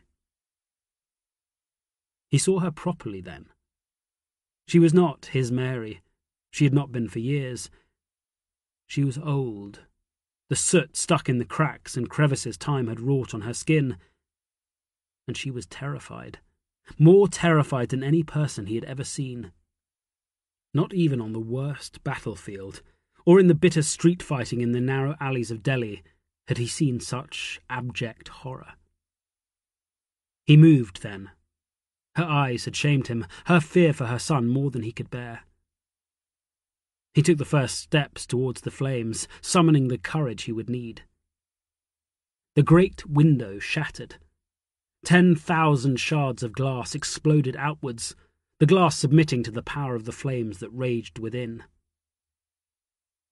The crowd roared, a sudden flare of panic replaced with a cheer that only such wanton destruction could inspire. It was the last sound he heard before he ran into the flames. Chapter 12. The heat hit Jack hard. It slammed against him, driving him backwards, stopping his charge as surely as if he had run into a brick wall. He lifted his hands, flinching from its power, his boots skidding to a halt amidst the shards of glass littering the ground. Inside, the fire raged, the main room well ablaze. Flames licked across the ceiling, great fingers of red and yellow moving with a speed that he could barely track. Yet he saw a path, a few yards of floorboards not yet engulfed. It would be the last time he hesitated. He ran at the open window, his hands lifted in front of him as if they could ward off the flames. He jumped, bounding over the windowsill, his boots catching at vicious shards of glass that stood upright like so many bayonets. Then he was through. Bright white flashes of pain seared across his skin as the flames licked him, their fiery tendrils sending up sparks as they lashed around his boots. He went forward, trying to find a path, his eyes in agony as the flames burned them dry. He could feel the raw power of the fire, every inch of him crying out in revulsion as it touched him. But he saw there was a gap, a channel through the heart of the flames, and he took it even as his boots began to smoke and burn. The door to the back room was closed. Flames licked around its edges, the flame well alight. He kicked it open without a thought. It crashed onto its hinges, and a great black cloud of smoke rushed out to smother him. He staggered, choking, the soot and smoke filling his mouth so that he gagged on the fumes. He could see almost nothing, yet the flames were thinner to his front, so he went forward, his back bent as if he walked into the teeth of a gale. His boots caught on something lying just inside the door. He nearly fell, but saved himself by grabbing at the doorframe. He screamed then, the pain lancing into his palm as flames licked across his hand. With his flesh on fire, he could not hold on. His balance failed the instant he let go, and he fell to his knees, landing on a body. The horror stuck in his throat. He could see nearly nothing, so he reached down, his good hand acting faster than he could think, the need to know overriding the fear at what his questing fingers might discover. His hand ran over the body. It was a man, not a woman or a boy. He knew who it was immediately. There was no time to think or to feel grief for the Prussian he had employed to protect his mother's palace. There was just the relief, the sudden guilty stab of joy that the body belonged to a near stranger, to a man who meant nothing to him. He got to his feet, clumsy in the dark, and clambered awkwardly over the body, his right hand useless and burned. Yet he knew where he was, and he stumbled forward, his damaged left hand with its broken finger reaching for the table he knew would be to his front. "Ma!"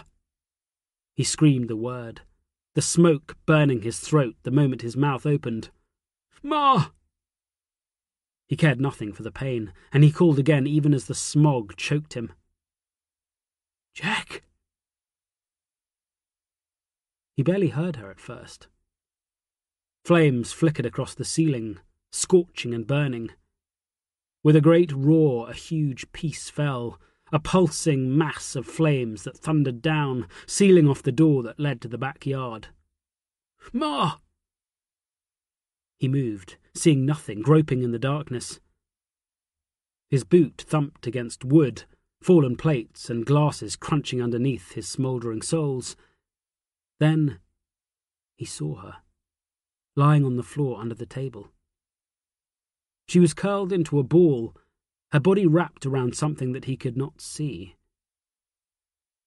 It hurt him to see her so, helpless and vulnerable, her pride meaning nothing against the fire that he had started as surely as if he had lit the match himself. It took him no time to get to her. He reached for her, his only thought to pull her to safety. But she swatted him away with her arm, the gesture awkward and feeble. "Take him." For the first time he saw what it was his mother was curled around. It was Mary's boy, and he was either dead or dying, the smoke as effective a killer as a cannon loaded with canister. She pushed the small body towards him. There was no time to think. Another great wave of flame engulfed the ceiling, filling the room with still more choking smoke. Jack took hold of the boy. "Go!" From somewhere his mother found her breath. She screamed at him, urging him away. "Get out!" He scrabbled backwards, dragging the boy with him. He couldn't breathe, and his chest was burning, as if it too were on fire. Somehow he got to his feet, his legs shaking with the effort. The boy weighed little, but still he staggered, tottering away from his mother like some ancient crone. He took no more than a single step before he turned. The desire to run was fierce, the need to suck in the clean night air nearly more than he could resist. But he would not leave her, not for a second time. "Come on!" He spat out the words as he balanced the boy's weight in his arms. He could not beckon to her, could not summon her to him. He could do nothing but stand there, the still body of the boy held tight, his head bowed as he struggled to see her through the blackness. "Get out!" Her last words came as a screech. He barely made them out before there was a great groan from the ceiling. It fell in one enormous burning mass, the flames searing through the dense cloud of smoke, sparks thrown up in a wicked explosion. It engulfed her, burying her beneath the inferno, her final command cut off. Jack forced himself to move away. There was no thought in his mind save the desire to live. It lent him the strength to place one foot after the other, his lungs burning as his throat closed completely. He refused to die, to let himself fall. It would not end here. He felt a strong hand pulling at his shoulder. He staggered, not understanding.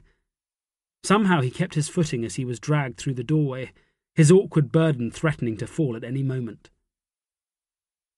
In the light of the flames, he saw that it was Palmer who had followed him into the fire. The larger man took him by the arm and hauled him on, both of them crouching as the flames rushed around them. Palmer got them moving quicker, and they stumbled away, ducking and twisting through the flames. When they reached the window, Palmer turned, half lifting, half pulling Jack and the boy he carried over the sill and out. Jack's legs gave way and he sprawled to the ground, the boy dumped without ceremony amidst the shards of glass. He lay there, the pain surging through him, until he could bear it no more. He jackknifed, his legs curling into his stomach as he retched and coughed in a fit that refused to end. It went on and on, his body fighting to breathe as he spewed filthy black muck onto the ground. No one came to his aid. He could hear the crowd, their shouts and cries. He sensed people around him, boots clattering past as someone ran for the boy he had dropped. The fit went on, the coughs racking him. He was powerless against them, his strength spent, and he lay there covered in filth as he puked out the contents of his stomach. "Drink this." Something was pressed to his lips. Liquid poured into his open mouth, filling it, scouring away the bile. He coughed, then spluttered, then puked again onto the boots of the man holding the bottle to his face. More liquid came, filling his mouth. The ginger beer grabbed from a street cellar, overwhelming his senses. Somehow he swallowed, choking down the vile crud that was suffocating him. He opened his mouth, desperate for more, and snatched the bottle, gulping down the liquid it contained with the desperation of a starving newborn. Then he collapsed, his face hitting the ground. He lay there then, his breath coming in painful, shallow gasps. The macadam was blissfully cool on his cheek, and he felt the first chill of the night air seep into his scorched body. He had nothing left, and he went still, his eyes shut against the pain. He had no idea how long he lay there before they came for him. Strong hands turned him onto his back, then eased him into a sitting position. His head lolled forward, but he forced himself to look up. It hurt, his eyes two orbs of pain, but he recognized the face that was in front of him. Ballard rocked back onto his haunches. "Are you alive, then?" "No." The single word was followed by another bout of coughing. Ballard shook his head. "I thought you were dead." Jack did not try to speak. He just looked at Ballard. The officer's face was streaked with soot, his pristine uniform filthy. "Here, drink some more of this." Ballard held another glass bottle to Jack's lips. He drank gratefully. Only when the bottle was drained did he stop. For the first time he noticed the flap of skin hanging from the palm of his right hand, which was covered with grotesque yellow blisters. The boy." The words hurt him, but he had to know. "He lives, Jack. The boy lives. You saved him." Jack shook his head in denial. "No. It's all my fault." The drink was reviving him. From somewhere he summoned the will to do more than lie on the road. He reached awkwardly with his left hand, using Ballard's arm to help lever himself to his feet. His head swam and his vision greyed, but somehow he stayed there, his fingers clasped firmly on the sleeve of Ballard's jacket. The crowd cooed as they saw him rise. He could not tell if it was in approval or disappointment, but he did not care. He thought only of the small body lying no more than a yard away, and the woman who sat beside it. "Mary?" He called to her, the words coming out as little more than a croak. She turned at her name, staring at him as if he were a stranger, just a man from the crowd drawn like an oversized moth to the flames. Then her eyes narrowed, and she looked away. But there had been enough time for him to see the loathing in the flat gaze.